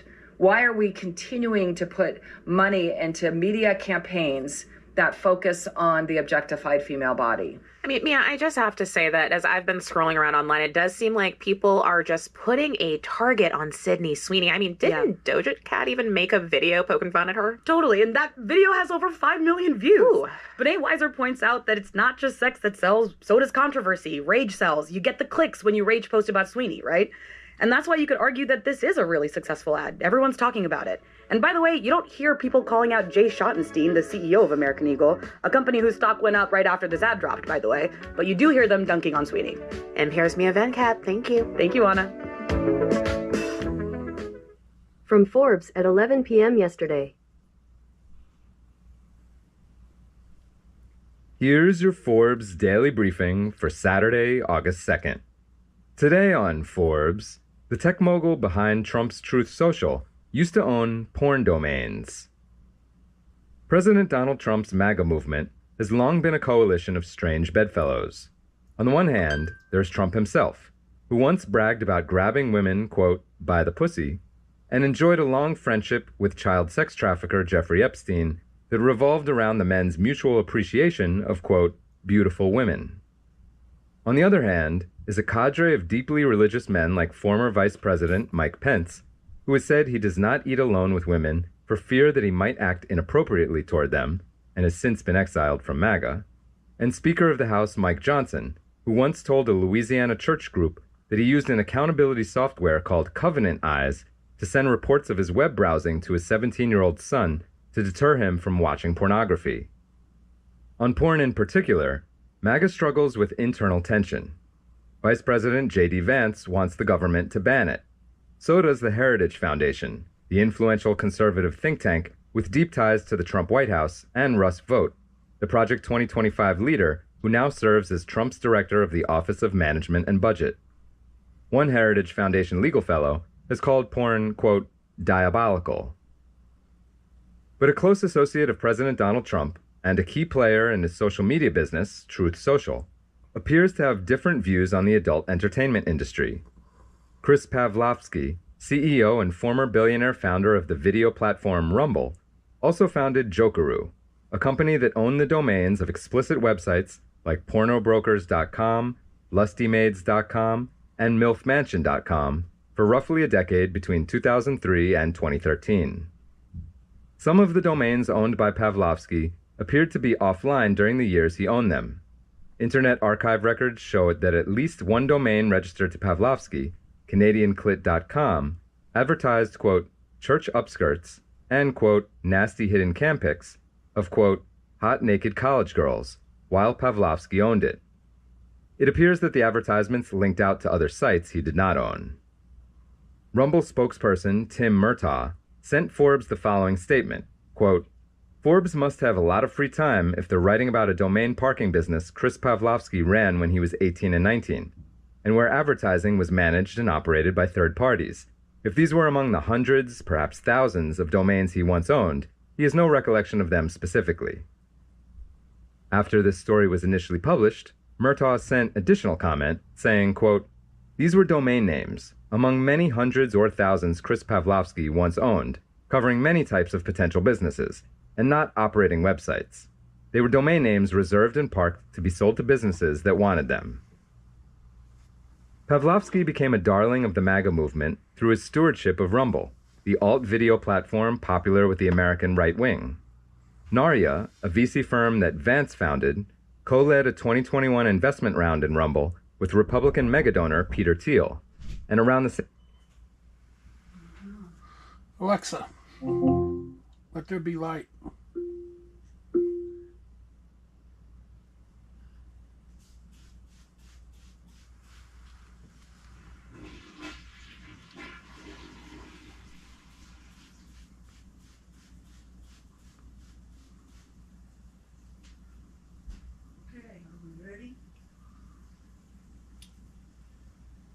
Dad's doing your helping me fix your breakfast. I got it going because I'm late. Your dad got up, so he's going to take it off. Take it off the stove. So I'll come down.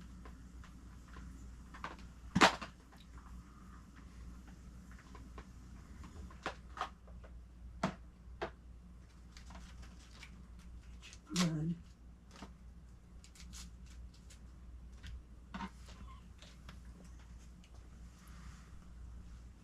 What's the matter? Oh, I'm just smiling.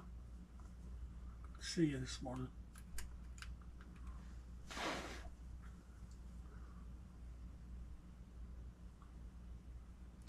Good morning.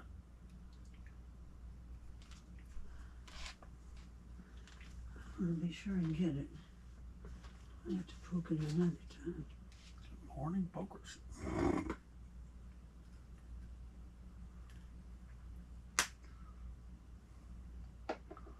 45 and 2 zigzags.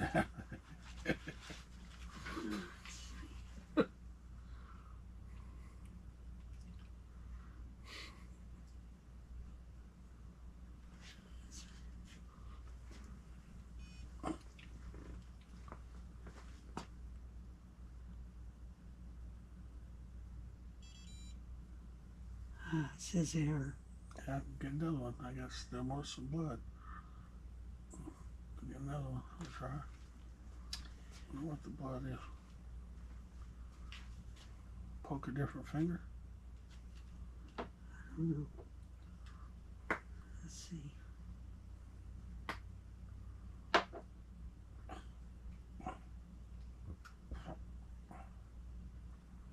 I have a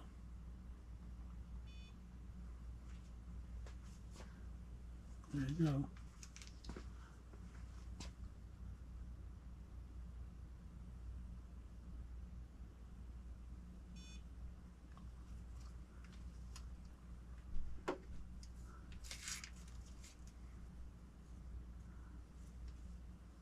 $149. Okay.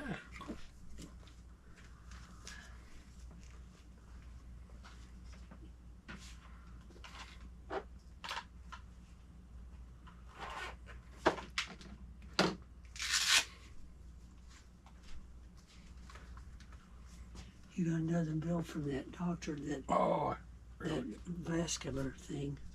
Yep. Yeah, you won $30. It's upstairs. I didn't know if you wanted me to bring it down or not. It's the same bill.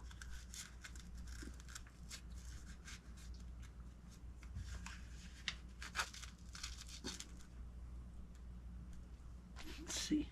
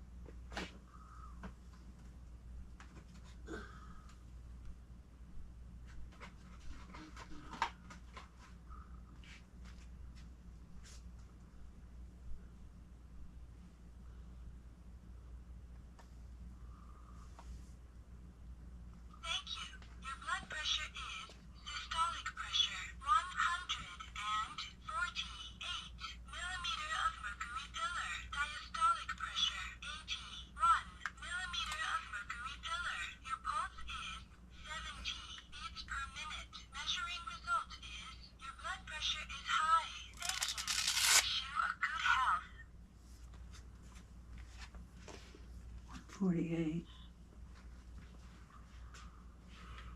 $81.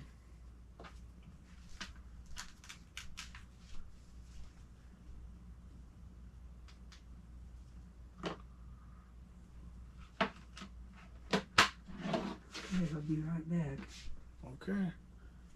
Everything cleaned up. All right, get to it, all right? Ziggy. Turn first light off. Turn what? Could you please provide more details about what you'd like to turn on or off? Turn first light off. Okie dokie. Ziggy. Turn living room light off. Got it.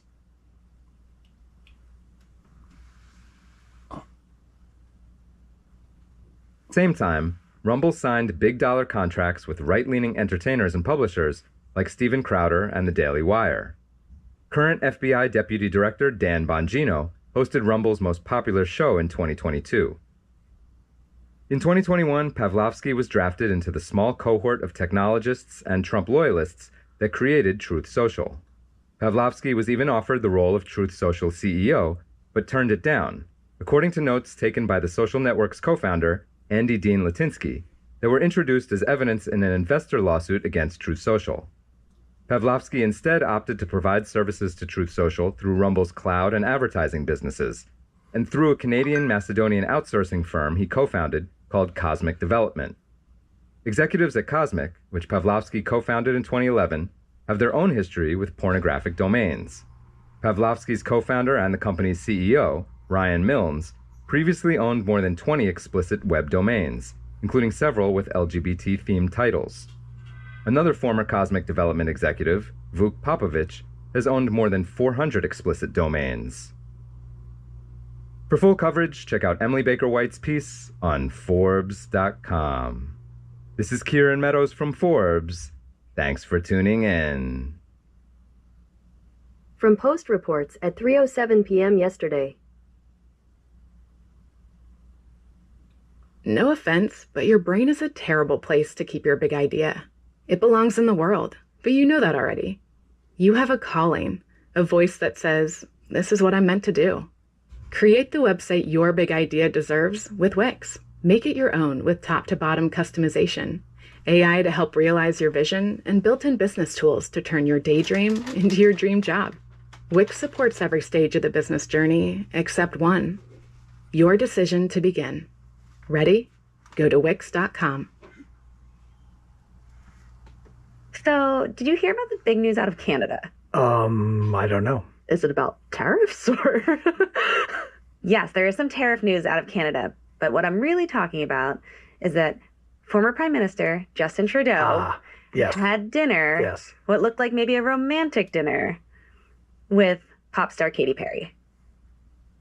What do you think? I did hear that. I wasn't invited. I don't have strong feelings about Justin Trudeau's dating life. No. Or Katy Perry's. I mean, that's totally fair.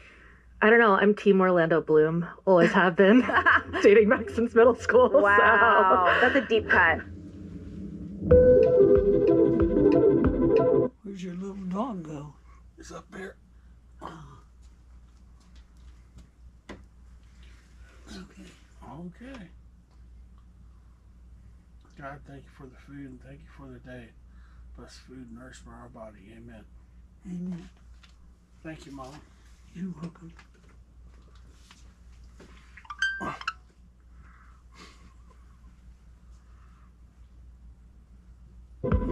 From the newsroom of the Washington Post, this is Post Report's weekly political roundtable. I'm Colby Ekowitz. It's Friday, August 1st. I'm joined this week by the Post's global economics correspondent, David Lynch. Hey, David. Morning. And we're also here with White House reporter Kat Zakreski. Hey, Kat. Hey, thanks for having me on the show. So with Congress in recess and the president out of town, Washington was a little emptier this week, but still predictably chaotic. In a week that he announced a blockbuster trade deal, a bunch of new tariffs, and traveled abroad, one name was still top of mind for Donald Trump: Jeffrey Epstein. The president has tried and failed to get the public to think about anything else than his former friend, the deceased sex offender, Jeffrey Epstein. So we're going to get into that. And then, of course, Trump's ever-changing tariffs policies. As we discussed on the show, we're going on 4 weeks of Trump trying desperately to move on from the Epstein story. It clearly isn't working, Kat. And this week, it just continued to dog him. So can you briefly remind us how we got here and what was new this week? Sure. So, I mean, really, this is a saga that started in some ways in June when Elon Musk was leaving the White House and tweeted, "I'm going to drop a really big bomb. The reason Trump hasn't released the Epstein files is that his name is in them." And so that kind of brought more mainstream attention to the Jeffrey Epstein case again. And then back about 4 weeks ago, the administration announced that they planned not to release any more files related to the case. And this was a huge blow to members of Trump's MAGA base who really believed that the president and many of his allies at the DOJ would use their power to release these files that are at the center of a lot of the conspiracy theories that have defined modern GOP politics. And so obviously Trump has kept saying, let's move on. And yet there's been more this week. What happened this week? President Trump repeatedly was asked about the Epstein case when he was on the road in Scotland, whether he was meeting with the president of the European Commission or boarding Air Force One. Reporters were keeping questions about this in the news. Mr. President, you have said that you have not been briefed on the Epstein files, or your name has not appeared in the Epstein files. But doesn't the AG have to tell you if your name? Well, I haven't been overly interested in it. You know, it's a hoax that's been built up way beyond proportion. I can say this. And so he disclosed a bit more about his account of why his longtime friendship with Jeffrey Epstein dissolved. We also saw there was a lot more attention this week on convicted sex trafficker Ghislaine Maxwell, who was an associate of Jeffrey Epstein. And there were, some efforts to have her testify in front of Congress. Her lawyers said that she would be willing to do that in exchange for immunity, but ultimately it didn't seem like the congressional committees would agree to those conditions. And there's also a question of whether or not Trump will pardon her. Yes, and that was something he was repeatedly asked about, and he didn't give a definitive no to those questions, and so they will likely continue to remain in the news. And Kat, what was the reason that Trump gave for why he terminated his friendship with Epstein? So the reason that we heard from him this week was he claimed that Jeffrey Epstein, who was a member of his Mar-a-Lago club, was poaching employees from the spa there. And so this and when you say employees, these were young girls. Young girls who were working in the spa there. And so he claimed that this happened once, and he told them to cut it out. And then he said it happened again, and that this is a different account than the club. And this is a different account than what was reported during Trump's first term around why his relationship with Jeffrey Epstein broke down. At that time, our investigative team here at the Washington Post did some stories about how a real estate deal in Palm Beach several years after these poaching incidents that the president was talking about was really the final nail in the coffin of that relationship. And President Trump was asked about, these differing accounts and why the story has changed. And he responded, calling the reporter who asked fake news. The Post did this fascinating poll this week. It found that most Americans are paying attention, or at least some attention, to the Epstein file news, and at least 1 in 4 are paying a lot of attention to it.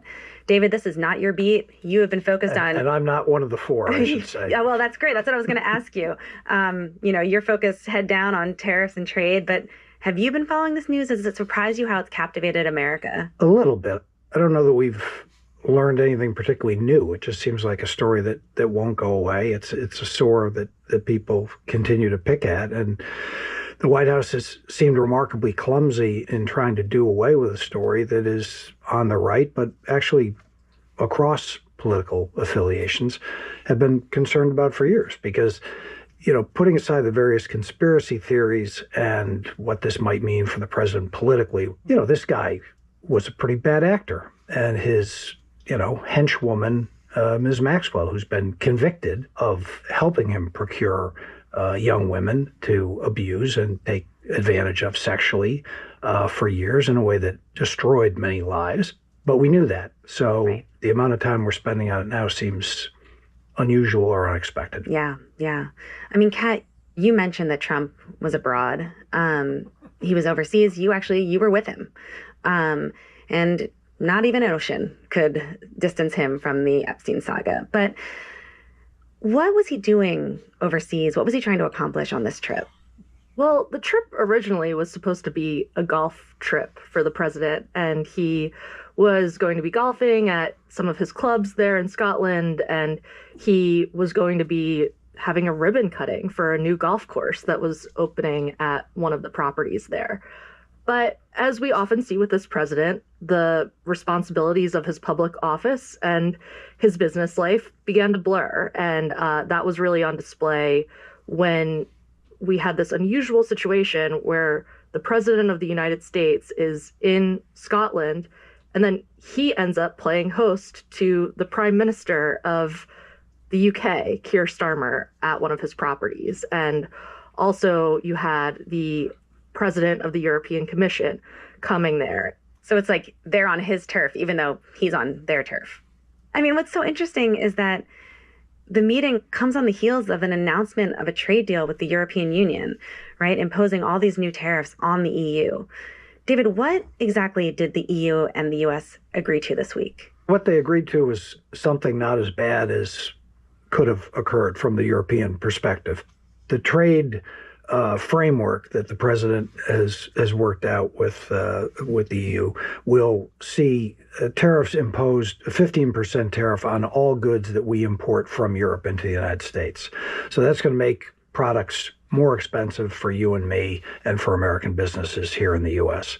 The EU has also agreed, and the details are, as is often the case with these quote-unquote agreements, very fuzzy and not yet legally binding, but they've agreed, the EU has, to spend $750 billion on American energy products and to invest an additional $600 billion in projects in the United States. Now, whether that money will ever materialize is anybody's guess, because the president has a documented track record of exaggerating the scale of deals that he's reached in the past. And there's no EU tariffs on U.S. goods, as I understand. Well, there's in terms of this deal, no. As a matter of fact, the EU has agreed to reduce its already low tariffs on our industrial products to give us other market access considerations that, could produce some incremental additional sales for American business. I mean, this deal seems really stacked in the favor of the United States. What does the EU gain from this? Like, they're giving us money? Like, I don't understand. Well, yeah, they might give us some money at some point. Okay. If I were a betting man, and shouldn't be in the betting business, but I think it is a fact to report that the people are skeptical of those $750 billion, $600 billion numbers, because we have to keep in mind the EU can say, yes, we're going to encourage our private sector to do this, but Europe is not, whatever people might think of Europe is not a state-directed economy. So this is very much an aspirational goal. But from the European perspective, they looked into the abyss of a trade war with the United States, of an open exchange of retaliatory tariffs that could escalate out of sight and do damage to both sides. And they said, no, we don't have the stomach for that. And they got a 15% tariff, but they had been threatened with a 30% tariff. So everything is relative. This is not as bad as it could have been from their perspective, but it's certainly worse. Before President Trump took office, tariffs were on the order average of about 2.5%. I mean, Kat, you were, like I said, you were with him in Europe, and it's, this is all happening. You're there with him while these major U.S. allies are acknowledging really that Trump has kind of forced their hand and they're forced into this bad deal. Like, what was the mood or the energy around Trump and those leaders that he was meeting with? Well, it was really striking to watch, particularly with the European Commission president, Ursula von der Leyen, the difference in tone when she was with Trump versus giving a press conference on her own terms. In the room, heading into the meeting, she talked about, we have the opportunity to create the biggest deal in history, and you're a master negotiator, and was really appealing to Trump's ego and his sense of himself as a deal maker. We have a trade deal between the two largest economies in the world. And it's a big deal. It's a huge deal. It will bring stability. It will bring predictability. That's very important for our businesses on both sides of the Atlantic. Then she goes and gives her own press conference. Yes, we should not forget where we came from. And is much more deflated and talks about how this is the best she could get. 15% is not to be underestimated, but it is the best we could get. I think it really shows kind of the competing tensions for these world leaders when they're dealing with Trump, where they're trying to appease him. They're trying to keep things calm and, be able to reach some semblance of a deal. But then they have to go back and present that to their own countries and their own people and explain, why they landed where they did. And so that was a really stark example of that over the weekend. I mean, it's kind of governing by bullying a little bit, right? Well, it is. He's taken, to give him his due, he has adopted a very different approach to trade, as goes without saying, I suppose, than his predecessors. The way trade deals used to work was sort of a very genteel assemblage of 100 or so diplomats would get together, they'd negotiate, we'd all do it together. This would go on for months and years of exchange of legal documents that make your eyes glaze over. And he has turned it into, he's going to deal with one country at a time. Mm-hmm. He is going to bring the full force of the giant U.S. market to bear on that other country. So in most of these negotiations, he very much has the leverage. Right. And he's not afraid to use it. And,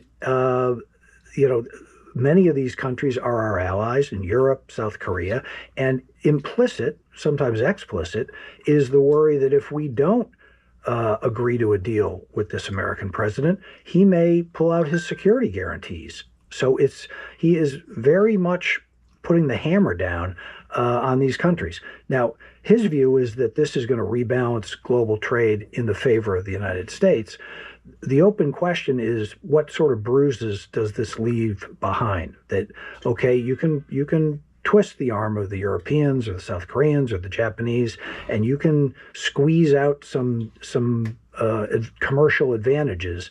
But what resentments have you left behind, and what message have you left with these countries about the extent to which they can or cannot depend on the United States as an ally? And David, to your point, it's not just the EU, right? He's threatened China and Canada with high tariffs, South Korea, Japan, and he initially gave countries a deadline of today, of August 1st, to either make deals with him or to face these high tariffs. But things have changed a little bit on that front too, right? So can you give us a snapshot of where U.S. trade policy stands and what countries have made a deal with Trump? Yeah, we've had a handful of deals that have been negotiated and announced to date. And again, I don't want to belabor this, but these are not full-blown, legally binding trade deals of the sort that we might remember from NAFTA in the mid-'90s that brought together the U.S., Canada, Mexico, the sort of trade deals that are like the size of a phone book. Mm. These are 2 or 3 pages of kind of agreed things that we're going to continue to talk about and work towards.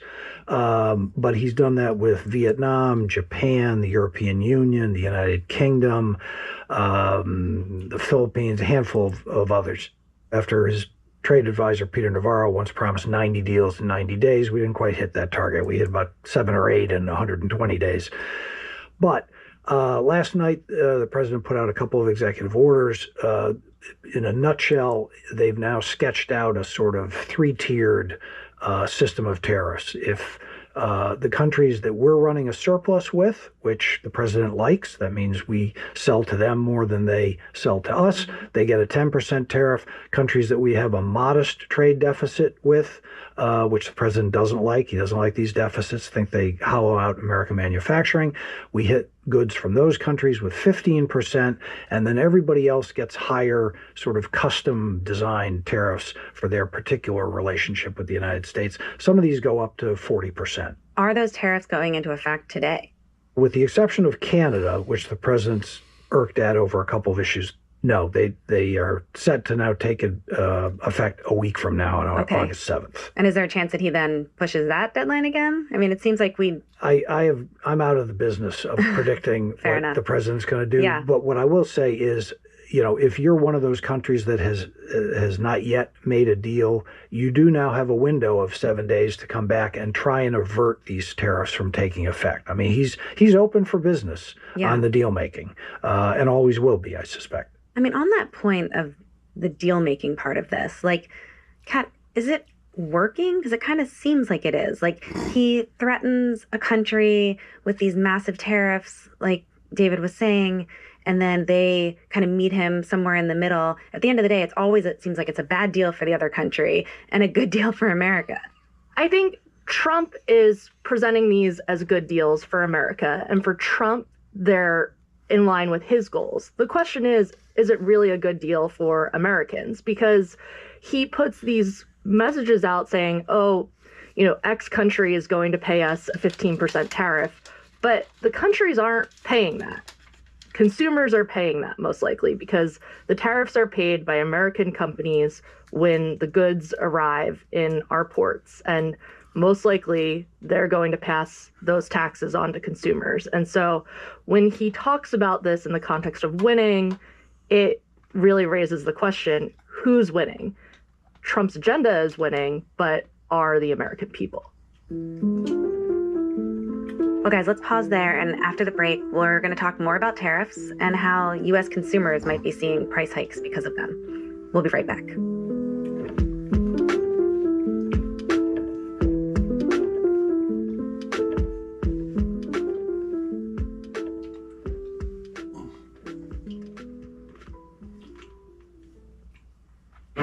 The Washington Post is known for pulling back the curtain on what's really going on in politics, policy, and power. Now, we're expanding that mission. Introducing Washington Post Intelligence, a new venture to help business executives, policy innovators, and thought leaders navigate the unpredictability of business and politics. I'm Martin Cady, the general manager of Washington Post Intelligence. As a 20-year editor and reporter on politics and policy in Washington, I know how important it is to have the right tools to make critical decisions for your business. WP Intelligence gives you that with its new executive briefing service. Our briefings and analysis are hosted by star analysts like Josh Rogin and Jason Dean, who have decades of experience on global economics, geopolitics, AI, and technology.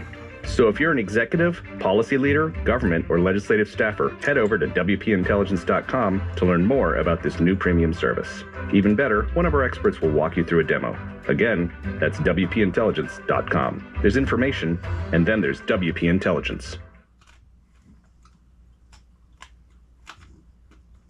So during the 2024 campaign, Trump was hammering President Biden for inflation that occurred during his administration. You know, people couldn't afford things. Are prices going to go up because of these tariffs? Like, I mean, how does this impact inflation? The administration says no, and Treasury Secretary Scott Bessent has already said what he calls the quote-unquote inflation propagandists have been proven wrong. Which I think is a premature judgment. We've already seen some slight uptick in the inflation metric that the Federal Reserve looks at, which is something called core PCE. I won't bore you with the details, but we got numbers on that yesterday. It has ticked up from the month before, and the month before had ticked up from the month before that. We're at about 2.8% in the core PCE. Economists are starting to look at that and saying it's headed higher. It might be headed north of 3. Now, to put that in context, the Fed wants it at 2. That they look at a 2% annual increase in prices as effectively price stability. We can all sort of live with that. You start ticking north of that, and it puts the Fed on hold. It keeps the Fed from lowering interest rates, which the president has been badgering them to do. So it creates a dilemma for the Fed. But there is an argument about the extent to which these tariffs are eventually going to pass through into consumer prices, and economists will give you different estimates of that.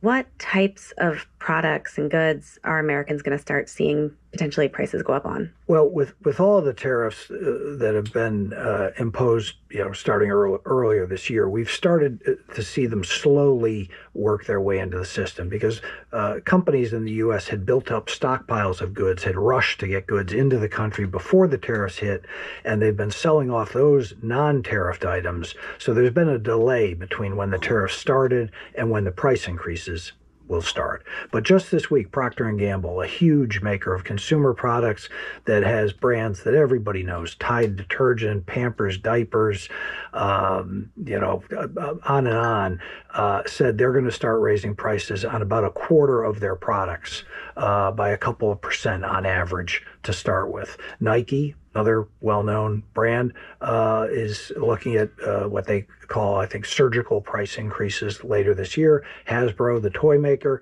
has gone public as well. So these are, I think, Columbia Sportswear, which people would know. So these are things that you're going to see and feel. And now the precise amount per product, it won't be uniform. If you hear that there's a 15% tariff, that doesn't mean your goods are going to be 15% more expensive, because that might be on an ingredient that goes into a good, so it's only a percentage of the total cost. Maybe the U.S. company gets the foreign manufacturer to eat some of it. Maybe the U.S. company shrinks their profit margins, at least temporarily, so at the end of the day, they only pass on to the consumer 3-4%. It'll vary per product and per market. Yeah. In addition to the possibility that prices could go up, there's also what David was saying, and he's antagonizing some of the United States' most loyal allies, right? I mean, it's leading to just even more angst against Americans abroad. There's already been angst about America abroad. Did you notice that feeling at all while you were with him from the public in the UK? Certainly. When I was in Edinburgh, there were protests against President Trump, and they kind of had a uniquely Scottish sense of humor about it. There was one protester who had a set of bagpipes and said, "At least this bag of hot air has a purpose." So there's a lot of creativity. I mean, and Scotland uniquely, Trump's mother is from Scotland, and he claims that heritage and obviously has had a lot of conflicts over the years with his business. So, when I was talking to people there, a couple of them said, like, we've known for decades that this guy's a problem. One person literally said, like, we hated Trump before it was cool. And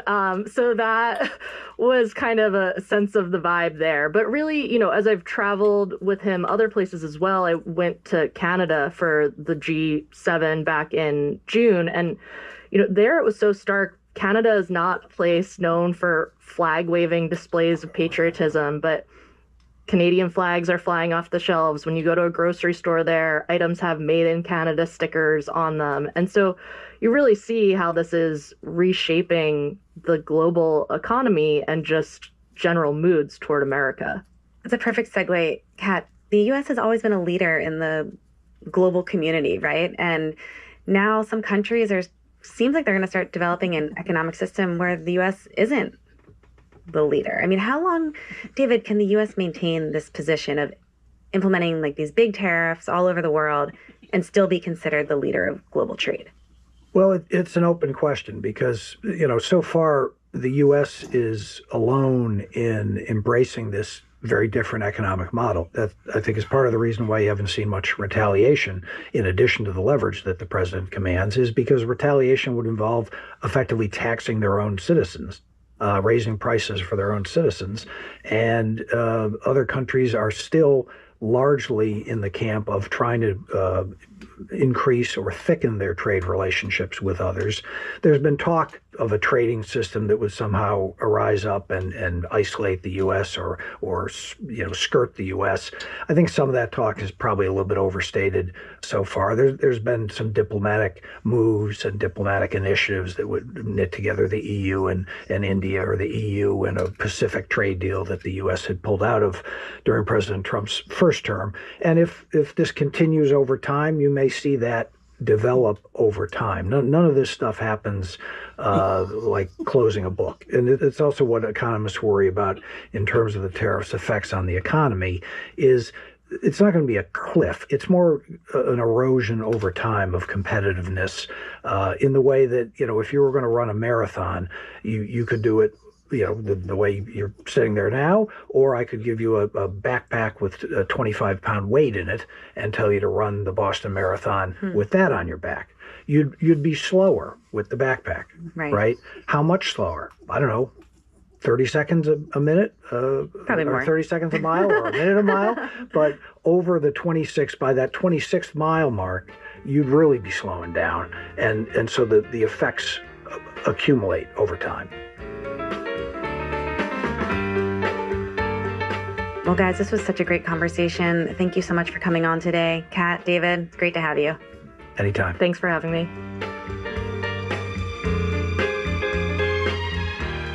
Kat Zakrzewski is a White House reporter for The Post, and David Lynch covers trade. Today's episode was produced by Arjun Singh and mixed by Sean Carter. It was edited by Reina Flores. Thanks to David Lauder.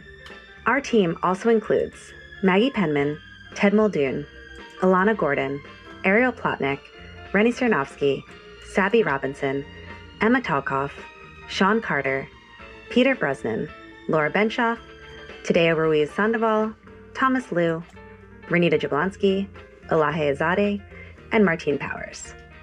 I'm Colby Ekowitz. We'll be back tomorrow with more stories from the Washington Post.